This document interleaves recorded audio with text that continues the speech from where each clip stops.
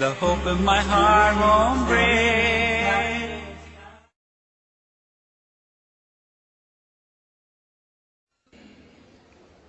Alhamdulillah. Wassalatu wassalam ala Rasulillah wa ala alihi wa sahbihi ajmain. Amma ba'd. A'udhu billahi minash shaitanir rajim. Bismillahir rahmanir rahim. Wa'tasimu bihablillahi jami'an wa la tafarraqu. Rabbi shrah li sadri wa yassir li amri wahlul 'uqdatam min lisani yafqahu qawli. আমার শ্রদ্ধেয় গুরুজনেরা এবং প্রিয় আমার ভাই বোনেরা, আপনাদের সবাইকে স্বাগত জানাই ইসলামিক সম্ভাষণে। আসসালামু আলাইকুম ওয়া রাহমাতুল্লাহি ওয়া বারাকাতুহু। আল্লাহ সুবহানাহু ওয়া তাআলার দয়া, শান্তি এবং রহমত আপনাদের সবার উপরে বর্ষিত হোক। আজকের এই সুন্দর আলোচনার টপিক হচ্ছে মুসলিম উম্মার মধ্যে একতা। টপিক হলো মুসলিম উম্মার মধ্যে একতা। টপিকটা খুবই গুরুত্বপূর্ণ, একেবারে আলাদা আর খুবই স্পর্শকাতর ইস্যু। গুরুত্বপূর্ণ কারণ মুসলিমদেরকে ওই দ্বিমত পোষণ করবে না যে মুসলিম উম্মার মধ্যে কোনো একতা নেই। সেজন্য এটা খুব গুরুত্বপূর্ণ টপিক। আর টপিকটা একেবারে আলাদা কারণ আপনারা সবাই হয়তো এটা জানেন যে আমার বেশিরভাগ লেকচারের উদ্দেশ্য থাকে দাওয়া দেওয়া। প্রধান লক্ষ্য থাকে অমুসলিমরা আর সেই সাথে মুসলিম ভাই বোনেরা। আমি সাধারণত দুই ধরনের লেকচার দিয়ে থাকি। একটা টাইপ, সেটা হলো কম্পারেটিভ রিলিজিয়ান। যেমন ধরেন হিন্দুইজম ও ইসলাম ধর্মের মধ্যে সাদৃশ্য, ইসলাম ও খ্রিস্টান ধর্মের মধ্যে সাদৃশ্য, হিন্দু ধর্মগ্রন্থে মোহাম্মদ সাল্লাল্লাহু আলাইহি সাল্লাম, পৃথিবীর বিভিন্ন ধর্মগ্রন্থে মোহাম্মদ সাল্লাল্লাহু আলাইহি সাল্লাম। যিশু কি ঈশ্বর? যিশু খ্রিস্ট কি আসলে ক্রুশবিদ্ধ হয়েছিলেন? এরকম আরো অনেক। যদিও এই লেকচারগুলোর প্রধান লক্ষ্য হচ্ছে অমুসলিম ভাই বোনেরা, তাদেরকে ইসলাম ধর্ম সম্পর্কে জানাচ্ছি তাদের ধর্মের মাধ্যমে। এতে করে উপকার হয় মুসলিম ভাই বোনদেরও, তারা তাদের অমুসলিম বন্ধুদের দাওয়া দিতে পারে। তাহলে দুজনের জন্যই এই কম্পারেটিভ রিলিজিয়নের ব্যাপারটা দুজনের জন্যই। অমুসলিমরা ইসলাম সম্পর্কে জানতে পারছে আর মুসলিমরা শিখতে পারছে কিভাবে অমুসলিমদের দাওয়া দিতে হবে। আমি অন্য যে টাইপের লেকচার দেই সেগুলো এমন কিছু ইস্যুর উপর যেগুলো দিয়ে মিডিয়া ইসলামের উপর আক্রমণ করে। যেমন ধরেন ইসলামে নারীর অধিকার, অথবা মানুষ ভাবে আজকের বিজ্ঞান ও প্রযুক্তির যুগে ইসলাম সেকেলে হয়ে গেছে, তাই কোরআন আধুনিক বিজ্ঞান। এই দ্বিতীয় টাইপের লেকচারগুলো এগুলো দুজনের জন্য।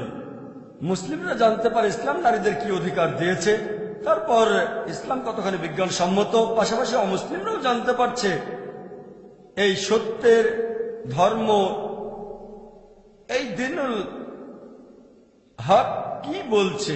তবে এরকম লেকচার এ পর্যন্ত খুব কমই দিয়েছি যে লেকচারটা শুধুমাত্র মুসলিমদের জন্য। যেমন ধরেন আল কোরআন কি অর্থ বুঝে পড়া উচিত, কারণ কিছু মুসলিম বলে কোরআন না বুঝে পড়লেও চলবে, সেজন্য লেকচারটা দিয়েছি। অথবা দাওয়া অর ডিস্ট্রাকশন, এই লেকচারগুলো শুধুমাত্র মুসলিমদের জন্য। যদিও মুসলিমদের উপকার হবে, তবে এগুলোর প্রধান লক্ষ্য হচ্ছে মুসলিমরা। সেজন্য আজকের টপিকটা একেবারে আলাদা, কারণ আজকের লেকচারটা মূলত মুসলিম ভাই বোনদের জন্য।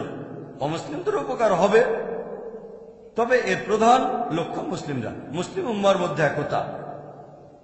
আর আজকের ইস্যুটা বেশ স্পর্শকাতর।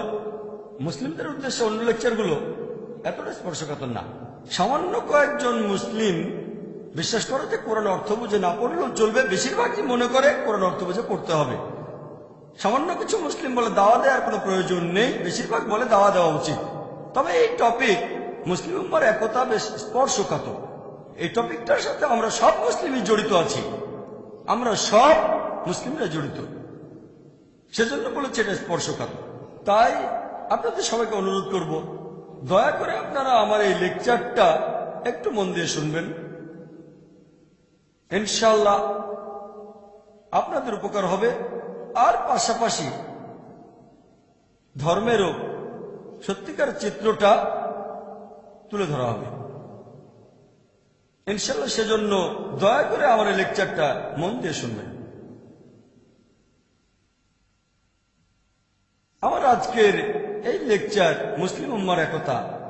আমি হয়তো সবগুলো দিক দিয়ে আলোচনা করতে পারবো না, সবগুলো সমাধান নিয়ে। আমি প্রধান প্রধান বিষয়গুলো নিয়েই বলবো। 1 নম্বর কারণটা মুসলিম উম্মার মধ্যে একতা না থাকার, সেটা হচ্ছে আমাদের মধ্যে এখন অনেক সম্প্রদায়। আর এছাড়াও এখনকার মুসলিম উম্মার মধ্যে অনেকগুলো মতবাদ প্রচলিত আছে। এটাকে বলতে পারেন মাজার, অথবা বলতে পারেন মাসলাক, অথবা বলতে পারেন মুসাল্লা। তাহলে প্রধান কারণ 1 নম্বর, সবচেয়ে প্রধান কারণটা হচ্ছে মুসলিম উম্মার মধ্যে এখন অনেকগুলো সম্প্রদায় এবং অনেকগুলো মতবাদ প্রচলিত আছে। সেটাকে মাজার অথবা মাসলাক অথবা মুসাল্লা বলা হয়। ইনশাআল্লাহ আমি অন্ততপক্ষে এই প্রধান পয়েন্টটা নিয়ে আলোচনা করব, অন্যান্য পয়েন্টের চেষ্টা করব। আর আমার এই লেকচারের একটা বড় অংশ সেটা থেকে প্রশ্ন উত্তরের ফরম্যাটে। আমরা দৈনন্দিন জীবনে প্রায় এই প্রশ্নগুলোর মুখোমুখি হই, যাতে করে যখন সেই প্রশ্নটা করা হবে প্রত্যেক মুসলিম ভাই বোন নিজেকে তখন সেই প্রশ্নটা করবেন আর নিজেরাই উত্তর দেবেন। এতে করে আপনারা জানতে পারবেন যে আপনাদের অবস্থানটা আসলে কোথায়। আর আপনারাও হয়তো এটা জানেন যে দাওয়া দেওয়ার মাস্টার কি, অথবা ইসলাম দেওয়ার ক্ষেত্রে পবিত্র কোরআন বলছে, কোরআনের আয়াত বলছে, সূরা ইমরানের 64 নম্বর আয়াতে উল্লেখ করা হয়েছে, বলা হয়েছে, কুল ইয়া আহলাল কিতাব, বলো হে কিতাবীগণ, তাআলাউ ইলা কালিমাতিন সাওয়াইন বাইনানা ওয়া বাইনাকুম, এসো সেই কথা যা আমাদের ও তোমাদের মধ্যে এক। প্রথম সাদৃশ্যটা কি? আল্লাহ না'বুদা ইল্লাল্লাহ, আমরা আল্লাহ ছাড়া কারো ইবাদত করি না, ওয়া লা নুশরিকা বিহি শাইয়্যান, আমরা অন্য কাউকে তার শরীক করি না, ওয়া লা ইয়াত্তাখিযা বা'দুনা বা'দান আরবাবান মিন দুনিল্লাহ, আল্লাহ ব্যতীত আমাদের নিজেদের ভেতর থেকেও অন্য কাউকে রব বলে গ্রহণ করি না। যদি তারা মুখ ফিরিয়ে নেয়, ফাকুলু শাহিদ, বলো তোমরা সাক্ষী থাকো বিআন্না মুসলিমুন, যে আমরা মুসলিম, আল্লাহর কাছে নিজের ইচ্ছাকে সমর্পণ করি। আমি এর আগে অনেক লেকচারেই বলেছি যে পবিত্র কোরআনের আয়াত যেটা বলছে, এসো সেই কথা যা আমাদের ও তোমাদের মধ্যে এক। যদিও এখানে আহলে কিতাবদের কথা বলা হয়েছে, যার অর্থ ইহুদি ও খ্রিস্টান, আমার মতে এটা অমুসলিমদের যে কেউকে বোঝাতে পারে। হতে পারে সে হিন্দু অথবা বৌদ্ধ অথবা জৈন। এসো সেই কথা যা আমাদের ও তোমাদের মধ্যে এক। আর যদি আরেক ধাপ এগিয়ে যান, আমার মত অনুযায়ী এটা মুসলিম উম্মার ক্ষেত্রেও ব্যবহার করা যায়। যখন মুসলিম উম্মার মধ্যে মতভেদ থাকে, সবচেয়ে সেরা সমাধান হলো তাআলাউ ইলা কালিমাতিন সাওয়াইন বাইনানা ওয়া বাইনাকুম, এসো সেই কথা যা আমাদের ও তোমাদের মধ্যে এক। তাহলে কোরআনের এই আয়াতটা আমার মত অনুযায়ী মুসলিম উম্মার ক্ষেত্রেও ব্যবহার করা যায়। এটাই ইসলাম দেওয়ার সবচেয়ে সেরা উপায়, যাতে করে মুসলিমরা সবাই সরল পথে আসতে পারে। সাধারণত আপনি যে মুসলিমকে জিজ্ঞেস করেন ইসলাম ধর্মে সবচেয়ে পবিত্র আর খাঁটি ধর্মগ্রন্থ কোনটা, ইসলাম ধর্মের সবচেয়ে সেরা জ্ঞানের উৎসটা কি, কেউ কি বলতে পারেন? কোরআন। মাশাআল্লাহ, এজন্য কোনো পুরস্কার পাবেন না। সহজ প্রশ্ন, সহজ উত্তর। কেউ এখানে দ্বিমত পোষণ করবেন না। সে হয়তো নিয়ম মেনে চলা মুসলিম না, তবে আপনি যে মুসলিমকে জিজ্ঞেস করেন ইসলাম ধর্মের সবচেয়ে সেরা গ্রন্থ কোনটা, সবচেয়ে পবিত্র ইসলামের সবচেয়ে সেরা গ্রন্থ কোনটা, সে বলবে কোরআন। মাশাআল্লাহ, এটা আমরা সবাই জানি। দ্বিতীয় প্রশ্ন, পবিত্র কোরআনের পরে সবচেয়ে সেরা জ্ঞানের উৎস কোনটা? হাদিস। মাশাআল্লাহ, কোন রকম মতভেদ নেই। নবীজি সাল্লাল্লাহু আলাইহি সাল্লামের হাদিস, কেউ বলে সুন্নাহ, কেউ বলে হাদিস, কোনো মতভেদ নেই, সবাই মেনে নেবে। সেই লোকটা যে মাযহাবেরই হোক না কেন মানবে ইসলামের প্রথম উৎসটা হলো কোরআন, তারপর একটা হচ্ছে হাদিস। এখন আপনারা অনেকে হয়তো জানেন যে হাদিসের কিছু প্রকারভেদ আছে। কিছু হলো সহিহ হাদিস, এগুলো শক্ত হাদিস, খাঁটি। আর কিছু হলো জয়ীফ হাদিস, এগুলো হলো দুর্বল হাদিস। কিছু হাদিস আবার মওদু, উদ্ভাবিত, বানানো হাদিস। মুসলিমরা কোন হাদিসগুলো মেনে চলবে? সহিহ হাদিস। মাশাআল্লাহ, 3টা প্রশ্ন, সবাই ব্যাপারে একমত, কারো কোনো মতভেদ নেই। আপনি যে ধরনের মুসলিমকে জিজ্ঞেস করেন, সে যে মতবাদেরই হোক না কেন, যে মাযহাবেরই হোক, সবাই এ ব্যাপারে একমত। 1 নম্বর উৎস হলো কোরআন, আল্লাহর কালাম, আল্লাহর বাণী। দ্বিতীয় গুরুত্বপূর্ণ উৎস নবীজি সাল্লাল্লাহু আলাইহি ওয়াসাল্লামের হাদিস, নবীজির বিভিন্ন কথার কাজ। 3 নম্বর, এই হাদিসগুলোর মধ্যে আমরা যেগুলো মানব সেটা হলো সহিহ হাদিস, কোনো মতভেদ নেই। এসো সেই কথাই তা আমাদের উত্তমতার মধ্যে এক। এই উত্তরের উপর ভিত্তি করে আমরা সবাই সামনে এগিয়ে যাব। তবে যখন কোন মুসলিমকে জিজ্ঞেস করি যে আপনার ধর্ম কি, অথবা আপনি কোন মতবাদ মেনে চলেন, অথবা আপনার মাযহাব কি, বেশিরভাগ ইন্ডিয়ান তারা বলে যে তারা হলো হানাফি। কিছু মুসলিম হয়তো বলবে যে তারা হলো শাফি। আর আমি ইন্ডিয়ার বাইরে যখন এই প্রশ্নটা করি, হানাফি আর শাফির পাশাপাশি সেখানে উত্তর পেতে পারি আমি একজন হামলি, অথবা কেউ বলতে পারে আমি একজন মালিকি। তবে ইন্ডিয়ায় বেশিরভাগ মুসলিম নিজেদেরকে বলে হানাফি। এছাড়াও কিছু মুসলিম নিজেদের বলে শাফি। আরো ভাগ আছে, তবে এই দুটো হলো প্রধান। আমি পরের প্রশ্ন করি, ভাই আপনি কেন হানাফি, আপনি কেন শাফি নন? এখানে কমন উত্তর যেটা পাই, কারণ আমার বাবা মা ছিলেন হানাফি, আমার বাবা হানাফি, আমার মা হানাফি, সেজন্য আমিও হানাফি। আমি তখন সে লোককে প্রশ্ন করি, আপনার বাবা শাফি হলে কি হতো? সে তখন বলবে, ভাই জাকির, আমার বাবা যদি শাফি হতেন আমিও শাফি হতাম। খুব সহজ উত্তর, খুব ভালো কথা। আরেকটা সহজ প্রশ্ন, আপনার বাবা মা অমুসলিম যদি হতো তাহলে কি হতো?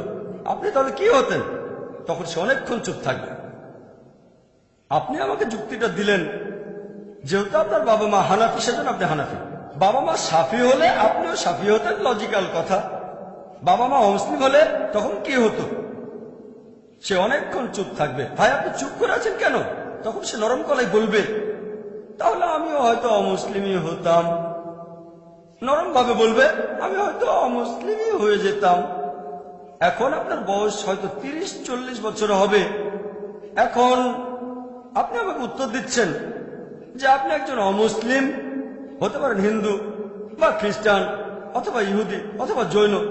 আপনি আমাকে উত্তর দিলেন যে আপনি একজন অমুসলিম, কারণ আপনার বাবা একজন অমুসলিম, আপনার মাও একজন অমুসলিম।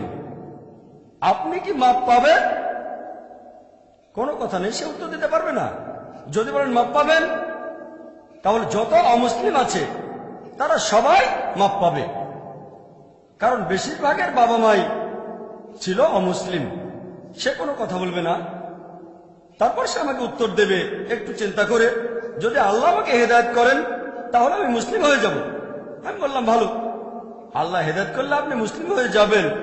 তবে আল্লাহ পবিত্র কোরআনে বলছেন, সূরা আনকাবুতের 69 নম্বর আয়াতে উল্লেখ করা হয়েছে যে যদি তুমি সংগ্রাম করো আল্লাহ সুবহানাহু ওয়া তাআলার পথে, জিহাদ ফি সাবিলিল্লাহ, আল্লাহ সুবহানাহু ওয়া তাআলা তোমার সামনে রাস্তা খুলে দেবেন।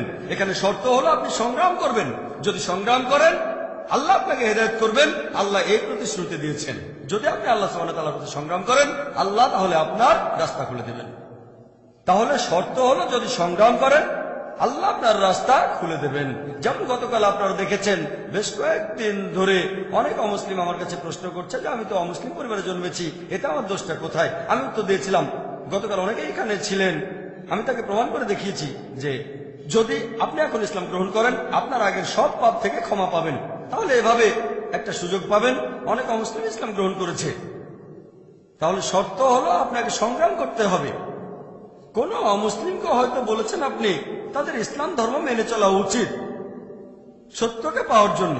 যদি কোনো অমুসলিম আপনাকে প্রশ্ন করে আপনি কেন মুসলিম, যদি উত্তর দেন যে আমার বাবা ছিল মুসলিম, সেই অমুসলিম বলবে সত্যি করে বলেন তো আপনি কখনো সত্যিকে খোঁজার চেষ্টা করেছেন? তাহলে আপনার দায়িত্ব ইসলাম সম্পর্কেও জ্ঞান অর্জন করা।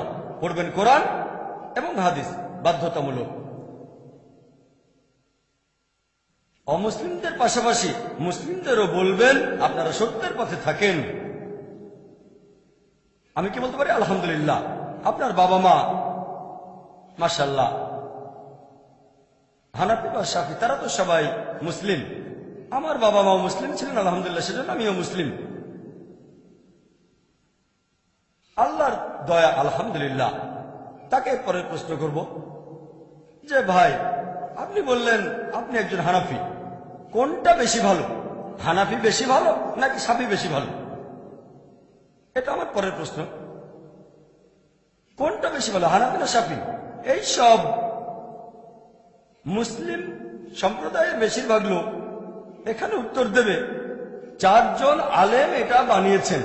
সুন্নিদের মধ্যে চারটা আলাদা মাযহাব অথবা বলা যায় সম্প্রদায়, সবাই এই উত্তরটাই দেয়।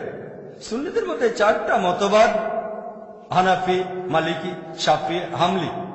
এই চারটা আলাদা মতবাদের সবাই হলো বারহাক, তারা সবাই সঠিক। কিছু লোক বলবে হানাফি হলে ঠিক আছে, কেউ বলবে শাফি হলে ঠিক আছে, তবে বেশিরভাগ মুসলিমই বলছে চারজন আলেমই ঠিক বলেছেন, তারা চারজনই সঠিক কথা বলেছেন। তারপর থেকে আরেকটা সহজ প্রশ্ন করি, প্রশ্নটার সাথে সবাই মোটামুটি পরিচিত, মোটেও কঠিন না, সহজ। তারপর প্রশ্ন করি, ভাই আপনার মুসাল্লার ভেতরে আপনার মাসালাকে আপনার মাযহাবে হানাফি মুসাল্লায় দেখবেন, ধরেন একজন লোক অজু করলো, তারপর দুর্ঘটনাবশত সে একটা মহিলাকে অথবা মহিলা তাকে টাচ করলো। এখন তার অজুটা কি ভেঙে যাবে নাকি অজুটা ঠিক থাকবে? বলেন দেখি আপনার মত অনুযায়ী কি, অজুটা কি ভাঙলো নাকি? তাহলে কথা হলো, তার কি এখনো অজুটা আছে নাকি অজুটা ভেঙে গেছে? একজন হানাফি বলবে যে হানাফি মাযহাবের নিয়মে তার অজুটা ভাঙবে না। আমি তখন বললাম ভালো, এবারে পরে প্রশ্ন করি, শাফি মাযহাবের নিয়মে, শাফি মুসাল্লার নিয়মে যদি একজন লোক দুর্ঘটনাবশত কোনো মহিলাকে অথবা মহিলা সে পুরুষকে স্পর্শ করে, যে লোকটা কিছুক্ষণ আগে অজু করেছে, এখন তার অজুটা কি ঠিক থাকবে নাকি ভেঙে যাবে অজুটা? তার অজু কি ঠিক থাকবে নাকি তার অজু করতে হবে আবার? এর উত্তরটা হবে মাশাআল্লাহ, আপনারা সবাই এটা জানেন, সহজ প্রশ্ন সহজ উত্তর, অজু ভেঙে যায়, এটা কঠিন কিছু না। এখন পর্যন্ত সবগুলো প্রশ্ন সহজ, যে শাফি মুসাল্লার ভেতরে শাফি মাযহাবে অজুটা ভেঙে যাবে। এবারে পরের প্রশ্ন, এটাও খুব সহজ। আমি প্রশ্ন করছি, প্রিয় ভাইরা, দুটো কি একসাথে সঠিক হতে পারে? যে একজন মুসলিমের জন্য অজু ভেঙে যাবে যদি সে কোনো মহিলাকে স্পর্শ করে, আর অন্য একজন মুসলিমের জন্য অজু ভাঙবে না যদি সে অজু করা অবস্থায় কোনো মহিলাকে স্পর্শ করে। এখানে দুজনের কথাই কি সঠিক হতে পারে? আমি জিজ্ঞেস করছি না যে কে সঠিক, কারণ কে সঠিক বলতে গেলে কোরআন হাদিসের জ্ঞান থাকতে হবে। আমার প্রশ্ন সহজ, দুই পক্ষের কথাই কি সঠিক হতে পারে? না। সহজ প্রশ্ন, সহজ উত্তর, এজন্য পুরস্কার পাবেন না। যদি এই প্রশ্নটা করি যে একজন টিচার শেখালেন 2+2 এর ফলাফল 5 না, অন্য একজন টিচার শেখালেন 2+2 সমান হচ্ছে 5, এই দুজন টিচারের কথা কি একসাথে সঠিক হতে পারে? হ্যাঁ। যে লোকটা অঙ্ক করতে জানে না সে হয়তো বলবে হ্যাঁ, আমি আপনার সঙ্গে একমত। যে লোকটা অঙ্ক করতে জানে না সে হয়তো বলবে হ্যাঁ, কিন্তু যাদের অঙ্ক সম্পর্কে সামান্য জ্ঞান আছে, যে অন্তত ক্লাস 3-4 পর্যন্ত পড়েছে, সে লোক বলবে না, কারণ সবাই জানে 2+2 সমান 4। তাহলে প্রথম টিচার বলছেন 2+2 সমান 5 নয়, আর টিচার বললেন 2+2 সমান 5। দুজনের কথা কি একসাথে সঠিক হতে পারে? উত্তর হলো না। সহজ, মনে হয় আপনাদের বেশিরভাগই ক্লাস 4 পাস করেছেন। কিন্তু এখন যদি আপনাদের একটু কঠিন প্রশ্ন করি, 375-এর সাথে 625-কে যদি গুণ করি তাহলে হবে 10,525,000। এক টিচার এটা বললেন, আরেক টিচার বললেন 375-কে যদি 625 দিয়ে গুণ করা হয় তার ফলাফল 10,525,000 হবে না। দুজনের কথা কি একসঙ্গে সঠিক হতে পারে? না। এজন্য ম্যাথমেটিশিয়ান হতে হবে না। যদি জিজ্ঞেস করি কার কথা সঠিক, কে সঠিক, তাহলে আপনি ক্যালকুলেটর নিয়ে হিসেব করে সেটা বের করবেন। যদি অঙ্ক ভালো পারেন কিন্তু লজিক্যাল হন, একজন বলছেন ফলাফল 10,525, আরেকজন বলছেন ফলাফল 10,525, না ধরেন আপনার কাছে ক্যালকুলেটর নেই, অঙ্ক পারেন না, তারপরও দুজনের কথা একসাথে সঠিক হবে না। যদি জানতে চান এই দুই টিচারের মধ্যে কার কথা সঠিক, তাহলে আপনি ক্যালকুলেটর নিয়ে হিসেব করে হয়তো বলতে পারবেন যে প্রথম জন বা দ্বিতীয় জনের কথা সঠিক। ঠিক? সবাই আমার সঙ্গে একমত? একইভাবে যদি বলতে চান দুই মাযহাবের ভেতরে কার কথাটা সঠিক, হানাফি নাকি শাফি, দুই দলের কথা কি একসঙ্গে সঠিক হতে পারে? উত্তর হলো না। তবে কোন মাযহাবের কথাটা বেশি সঠিক, এর উত্তর কি হবে? ওই একই উত্তর। আপনাকে দেখতে হবে খাঁটি উৎসগুলো। 1 নম্বর হলো কোরআন, 2 নম্বর হাদিস। ঠিক? তাহলে এই উত্তরটা যে কে সঠিক, হানাফি নাকি শাফি, এটা আসলে সবার জানার কথা না, যদি না আপনি আল্লাহ সুবহানাহু ওয়া তাআলার পথে সংগ্রাম করেন, সত্যকে জানার চেষ্টা করেন।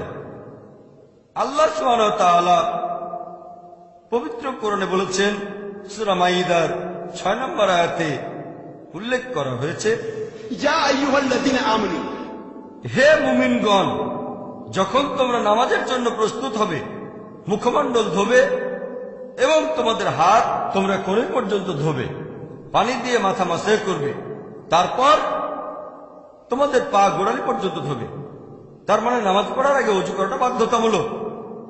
আর যদি তখন জানাবা অবস্থায় থাকেন তাহলে আপনাকে গোসল করতে হবে। আয়াতটা একবার বলছে, যদি তোমরা অসুস্থ থাকো, যদি কোনো অসুখ হয়, অথবা সফরে থাকো, অথবা যখন প্রকৃতিটাকে সাড়া দিয়ে তোমরা ফিরে আসবে, টয়লেট থেকে ফিরে আসবে,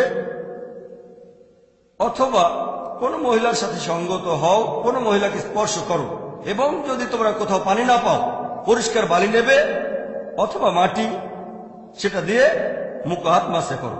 তায়াম্মুমের কথা বলা হচ্ছে, কোনো পানি না থাকলে তায়াম্মুম করো। কোরআনের এই আয়াতটার উপর ভিত্তি করে যেটা বলছে, কোন মহিলা যদি স্পর্শ করে বা মহিলাকে স্পর্শ করলে, এখানে আরবি শব্দ হলো লামাস, এর মূল আরবি শব্দ মাসা।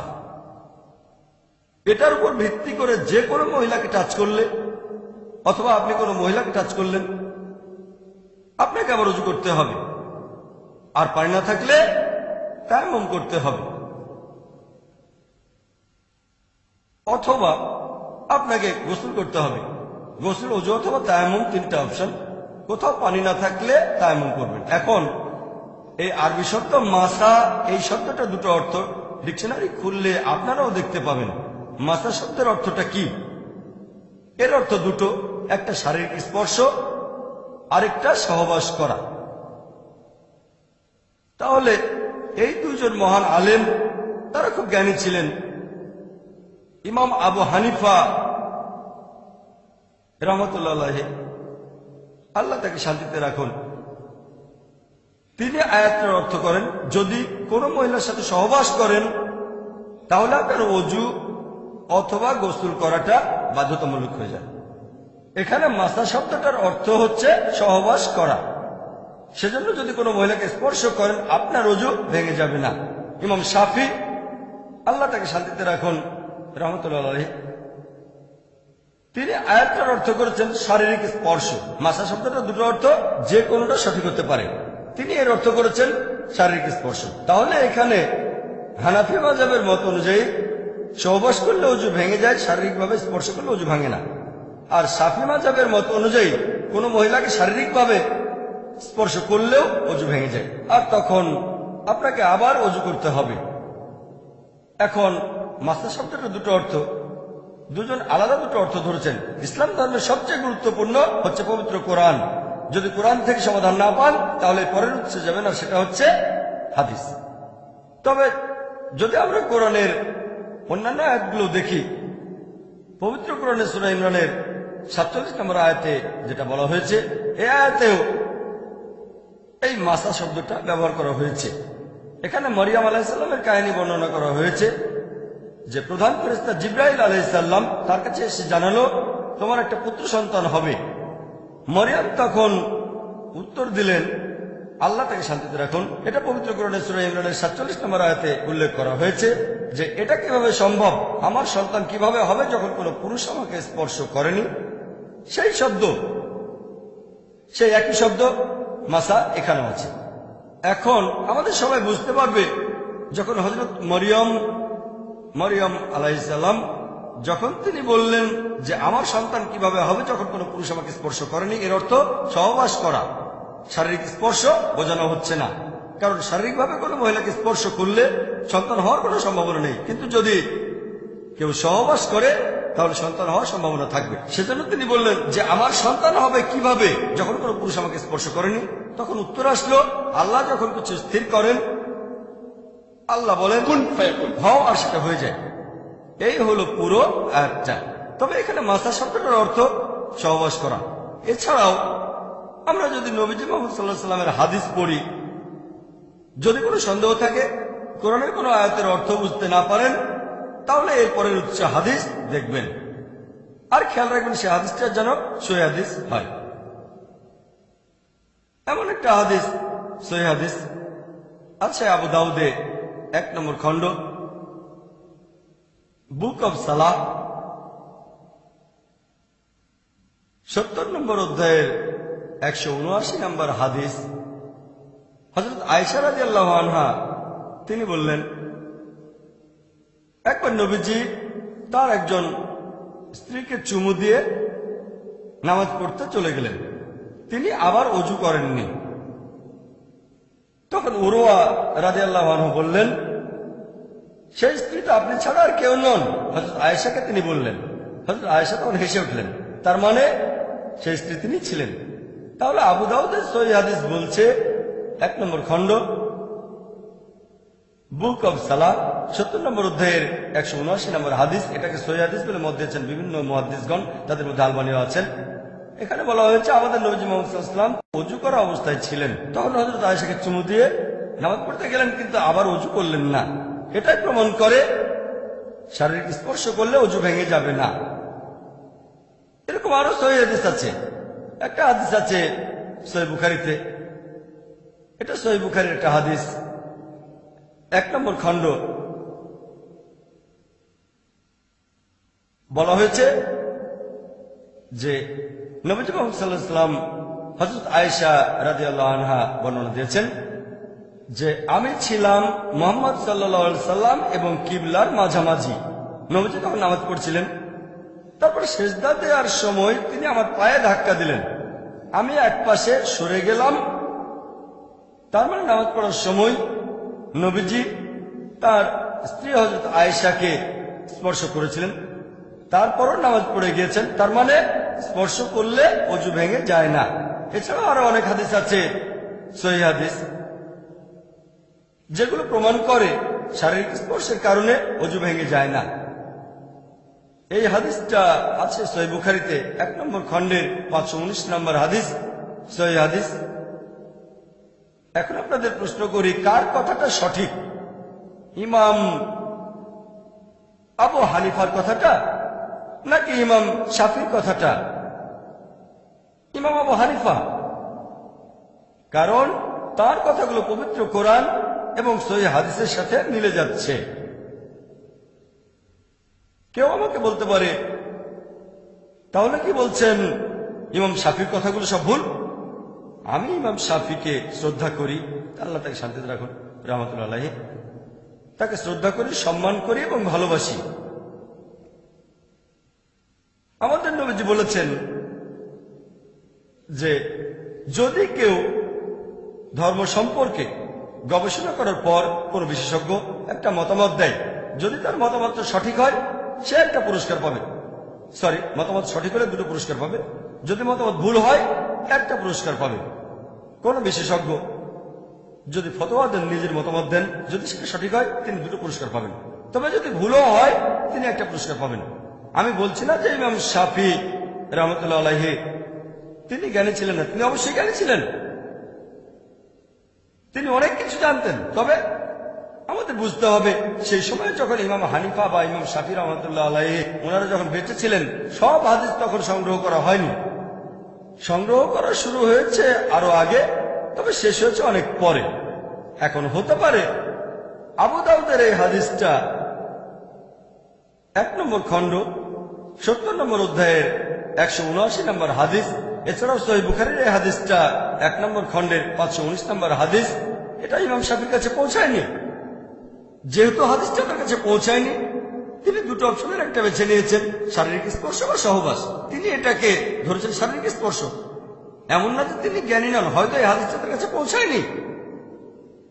তাহলে পবিত্র কোরআনের এই আয়াতে একটা শব্দের দুটো অর্থ হতে পারে, তিনি একটা অর্থ ধরেছেন।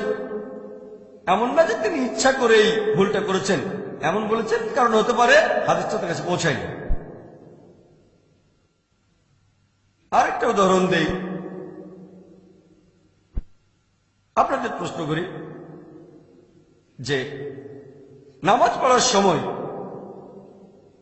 যেখানে শব্দ করে পড়তে হয়, মানে ফজরের নামাজ, তারপর মাগরিব আর এশার নামাজ, ইমাম যখন সূরা ফাতিহা পড়া শেষ করেন, এখানে হানাফি মাযহাব যেটা করে, যখন তারা জামাতে নামাজ আদায় করে তারা তখন আমিন শব্দটা জোরে বলে নাকি জোরে বলে না? ইমাম আবু হানিফার মতে, হানাফি মাযহাবের মত অনুযায়ী আমিন শব্দটা জোরে বলবেন না। ইমাম যখন সূরা ফাতিহা পড়া শেষ করবেন মনে মনে বলবেন। তবে ইমাম শাফির মত অনুযায়ী, আল্লাহ তাকে শান্তিতে রাখুন, শাফি মাযহাবের অনুসারীরা যখন জামাতে নামাজ আদায় করে তারা আমিন কি শব্দ করে বলে নাকি বলে না? উত্তর হলো বলে। সহজ, আপনারা সবাই এটা জানেন, আমরা সবাই এটা জানি। হানাফি মাযহাব যেটা করে তারা শব্দ করে আমিন বলে না, আবার শাফি মাযহাব তারা শব্দ করে বলে। ফজরের নামাজ, মাগরিব আর এশার নামাজে এখানে কে সঠিক? যদি না জানেন তাহলে কোরআন এবং হাদিস দেখবেন। পবিত্র কোরআনে এমন কোন আয়াত দেখি না যেটা বলছে আমিন শব্দ করে বলতে হবে বা হবে না। তাহলে আমরা ইসলাম ধর্মের পরের উৎসটা দেখবো, আর সেটা হচ্ছে হাদিস। যখন আমরা সহিহ হাদিস পড়ি, এটা আছে সহিহ বুখারীতে 1 নম্বর খণ্ড, বুক অব আজান, 111 নম্বর অধ্যায়, 780 নম্বর হাদিস। নবীজি সাল্লাল্লাহু আলাইহি সাল্লাম তিনি বলেছেন যে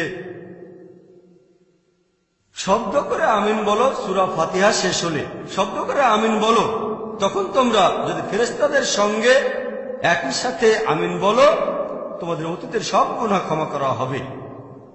পরের হাদিসটা সহিহ বুখারী 1 নম্বর খণ্ড, বুক অব আজান, 112 নম্বর অধ্যায়, 781 নম্বর হাদিস। নবীজি বলেছেন, তোমাদের কারো আমিন বলার সময়ে যদি ফেরেশতাগণের ভেতরেও কেউ আমিন বলে তোমাদের অতীতের সব গুনাহ ক্ষমা করা হবে। সহিহ বুখারী 1 নম্বর খণ্ড, বুক অব আজান, 113 নম্বর অধ্যায়, 782 নম্বর হাদিস। নবীজি বলেছেন, যখন ইমাম বললেন গায়রুল মাগদুবি আলাইহিম ওয়ালাদ-দাল্লিন, শব্দ করে আমিন বলো, তোমাদের আমিন বলার সময় যদি ফেরেশতাগণের কেউ আমিন বলে তোমাদের আগের সব গুনাহ ক্ষমা করা হবে। আমি এখানে সহিহ বুখারী থেকে 3টা হাদিসের উদ্ধৃতি দিলাম যে সূরা ফাতিহা শেষ শব্দ করে আমিন বলতে হবে। একইভাবে সহিহ মুসলিমে সব মিলিয়ে মোট 6টা হাদিস আছে। যদি সহিহ মুসলিম পড়েন 1 নম্বর খণ্ড, বুক অব সালাহ, 116 নম্বর অধ্যায়ের 811 নম্বর হাদিস থেকে 16 নম্বর হাদিস পর্যন্ত সহিহ মুসলিম সব মিলিয়ে মোট 6টা হাদিস বলছে যে শব্দ করে আমিন বলতে হবে। আমি এখানে আপনাদের 9টা হাদিসের রেফারেন্স দিলাম যেগুলো বলছে যে শব্দ করে আমিন বলতে হবে। এখন আপনাদের একটা প্রশ্ন করি, এখানে কে সঠিক, হানাফি মাযহাব নাকি শাফি মাযহাব? শাফি মাযহাব সহজ, যেটা কোরআন এবং হাদিসের সাথে মিলে যাবে সেটাই মেনে চলবেন, সহজ। এবার আমার প্রশ্নতে আসি। প্রথম প্রশ্নটা যে অজু ভেঙে যায় কিনা। যদি কোন পুরুষ দুর্ঘটনাবশত কোনো মহিলাকে স্পর্শ করে ফেলে অথবা মহিলা পুরুষকে, চিন্তা করেন একজন অমুসলিম যদি ইসলাম গ্রহণ করে আর আমাকে জিজ্ঞেস করে যে ভাই জাকির, আমার অজু থাকা অবস্থায় যদি কোনো মহিলা আমাকে টাচ করে বা আমি তাকে টাচ করি, তাহলে কি আমাকে আবার অজু করতে হবে? আমার অজু কি ভেঙে যাবে? তাকে কি আমি জিজ্ঞেস করব যে আপনার বাবা হানাফি না শাফি? তার বাবা তো ছিল অমুসলিম। তাহলে উত্তর হবে কোরআন এবং সহিহ হাদিস অনুযায়ী। কোরআন আর সহিহ হাদিসে বিশ্লেষণ করলে জানতে পারবেন যে এতে করে অজু ভাঙবে না। তাই সে যে সম্প্রদায় থেকে আসুক না কেন, যদি না কেউ আমাকে বলে দেখেন ভাই জাকির, আসলে ব্যাপারটা হানাফিদের স্কিনে তেলের পরিমাণটা একটু বেশি, শাফিদের স্কিন খসখসে, সেজন্য হানাফিদের অজু ভাঙে না, শাফিদের অজুটা ভেঙে যায়। কেউ যদি এই ধরনের কোনো বৈজ্ঞানিক কারণ দেখায় তাহলে হয়তো আমাকে একটু চিন্তা করতে হবে, কিন্তু এমন কিছুই নেই যে হানাফিদের স্কিন একরকম, শাফিদের স্কিন আরেক রকম। আমাদের ফিরে যেতে হবে আল্লাহ এবং রাসূলের কাছে। তারপর কোরআন আর হাদিস বিশ্লেষণ করে দেখব, তাহলে উত্তরটা পাবো। আমারও কেউ প্রশ্ন করতে পারে দ্বিতীয় প্রশ্নটা সম্পর্কে, শব্দ করে আমিন বলা নিয়ে ইমাম শাফি এখানে সঠিক, আর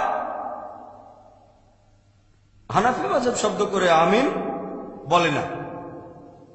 তাহলে কি বলছেন আবু হানিফা ভুল বলেছেন? উনি কি জানতেন না?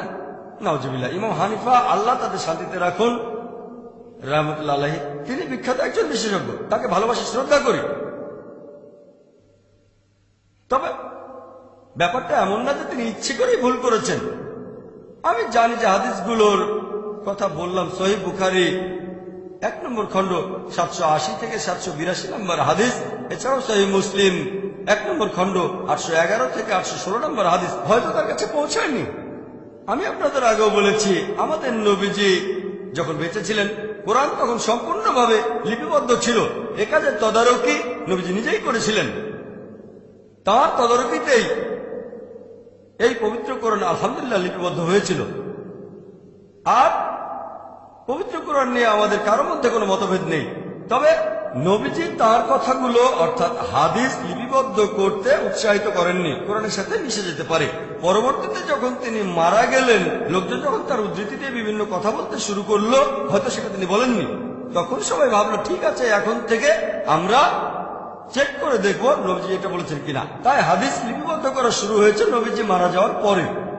আর এই 4 জন মহান ইমামের সময়ে ইমাম আবু হানিফা, ইমাম মালিক, ইমাম শাফি, ইমাম আহমেদ ইবনে হাম্বল, আল্লাহ সবাইকে শান্তিতে রাখুন, তখনও হাদিস লিপিবদ্ধ হচ্ছিল, তখনও সেটা শেষ হয়নি।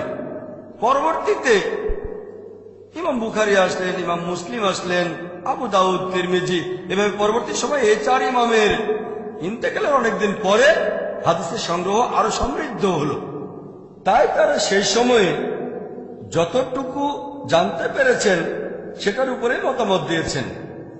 এখন বলতে পারেন, ভাই জাকির, আপনি কি ইমাম আবু হানিফার চেয়ে বেশি জ্ঞানী? ভাই জাকির, নিজেকে ইমাম শাফির চেয়ে বেশি জ্ঞানী মনে করেন আপনি? আল্লাহ তাদের দুজনকে শান্তিতে রাখুন। আমি বলবো না, মোটেই না, ওনাদের তুলনায় আমরা কিছুই না। তারা নবীজির অনেক কাছে ছিলেন,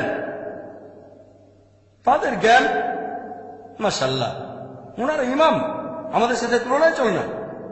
জীবিত কোনো মানুষের সাথে তাদের তুলনা চলে না। তবে আগেও বলেছি যে আমাদের বুঝতে হবে হাদিস সংগ্রহ করার কাজ সেই সময়েও চলছিল। তাই এই 4 জন ইমামই বলেছেন কোন মুসলিমই বলতে পারবে না যে সে সবগুলো সহিহ হাদিস জানে। আর এখনকার সময়টা হচ্ছে বিজ্ঞান আর প্রযুক্তির যুগ, এখন অনেক সহজ। সেই সময়ে ইমামদের আমলে কোন হাদিস সংগ্রহ করতে গেলে হয়তো যেতে হতো কয়েকশো কিলোমিটার, কয়েক হাজার কিলোমিটার, সেগুলো লিখে রাখতে হতো। ফটোস্ট্যাট মেশিন ছিল না, এখন ফটোস্ট্যাট মেশিন আছে, ফ্যাক্স আছে, ইমেল আছে। এখান থেকে পৃথিবীর আরেক প্রান্তে ফ্যাক্স করতে পারেন, ইমেল করে পাঠাতে পারেন, কয়েক সেকেন্ডের মধ্যে পৌঁছে যাবে। তখনকার দিনে বিজ্ঞান প্রযুক্তি এত উন্নত ছিল না। আর এখন সবগুলো সহিহ হাদিস একটা সিডিতে পেতে পারেন, পুরো বুখারী শরীফ একটা ডিস্কে, সহিহ বুখারী, সহিহ মুসলিম, আমাদের এই IRF 10 লক্ষ হাদিস একটা ডিস্কে ভাগ করা আছে, সহিহ, জয়ীফ, মওদু। যেহেতু বর্তমানে বিজ্ঞান আর প্রযুক্তি অনেক উন্নত, আমরা অনেক সহজে হাদিসগুলো জানতে পারি। সেই আমলে এটা মোটেও সহজ ছিল না। خلق السماوات والأرض واختلاف الليل والنهار والفلك التي تجري في البحر بما ينفع الناس وما أنزل الله من السماء من ماء فأحيا به الأرض بعد موتها وبث فيها من كل دابة وتصريف الرياح والسحاب المسخر بين السماء والأرض لآيات لقوم It's time to share and to declare the hope of my heart won't break.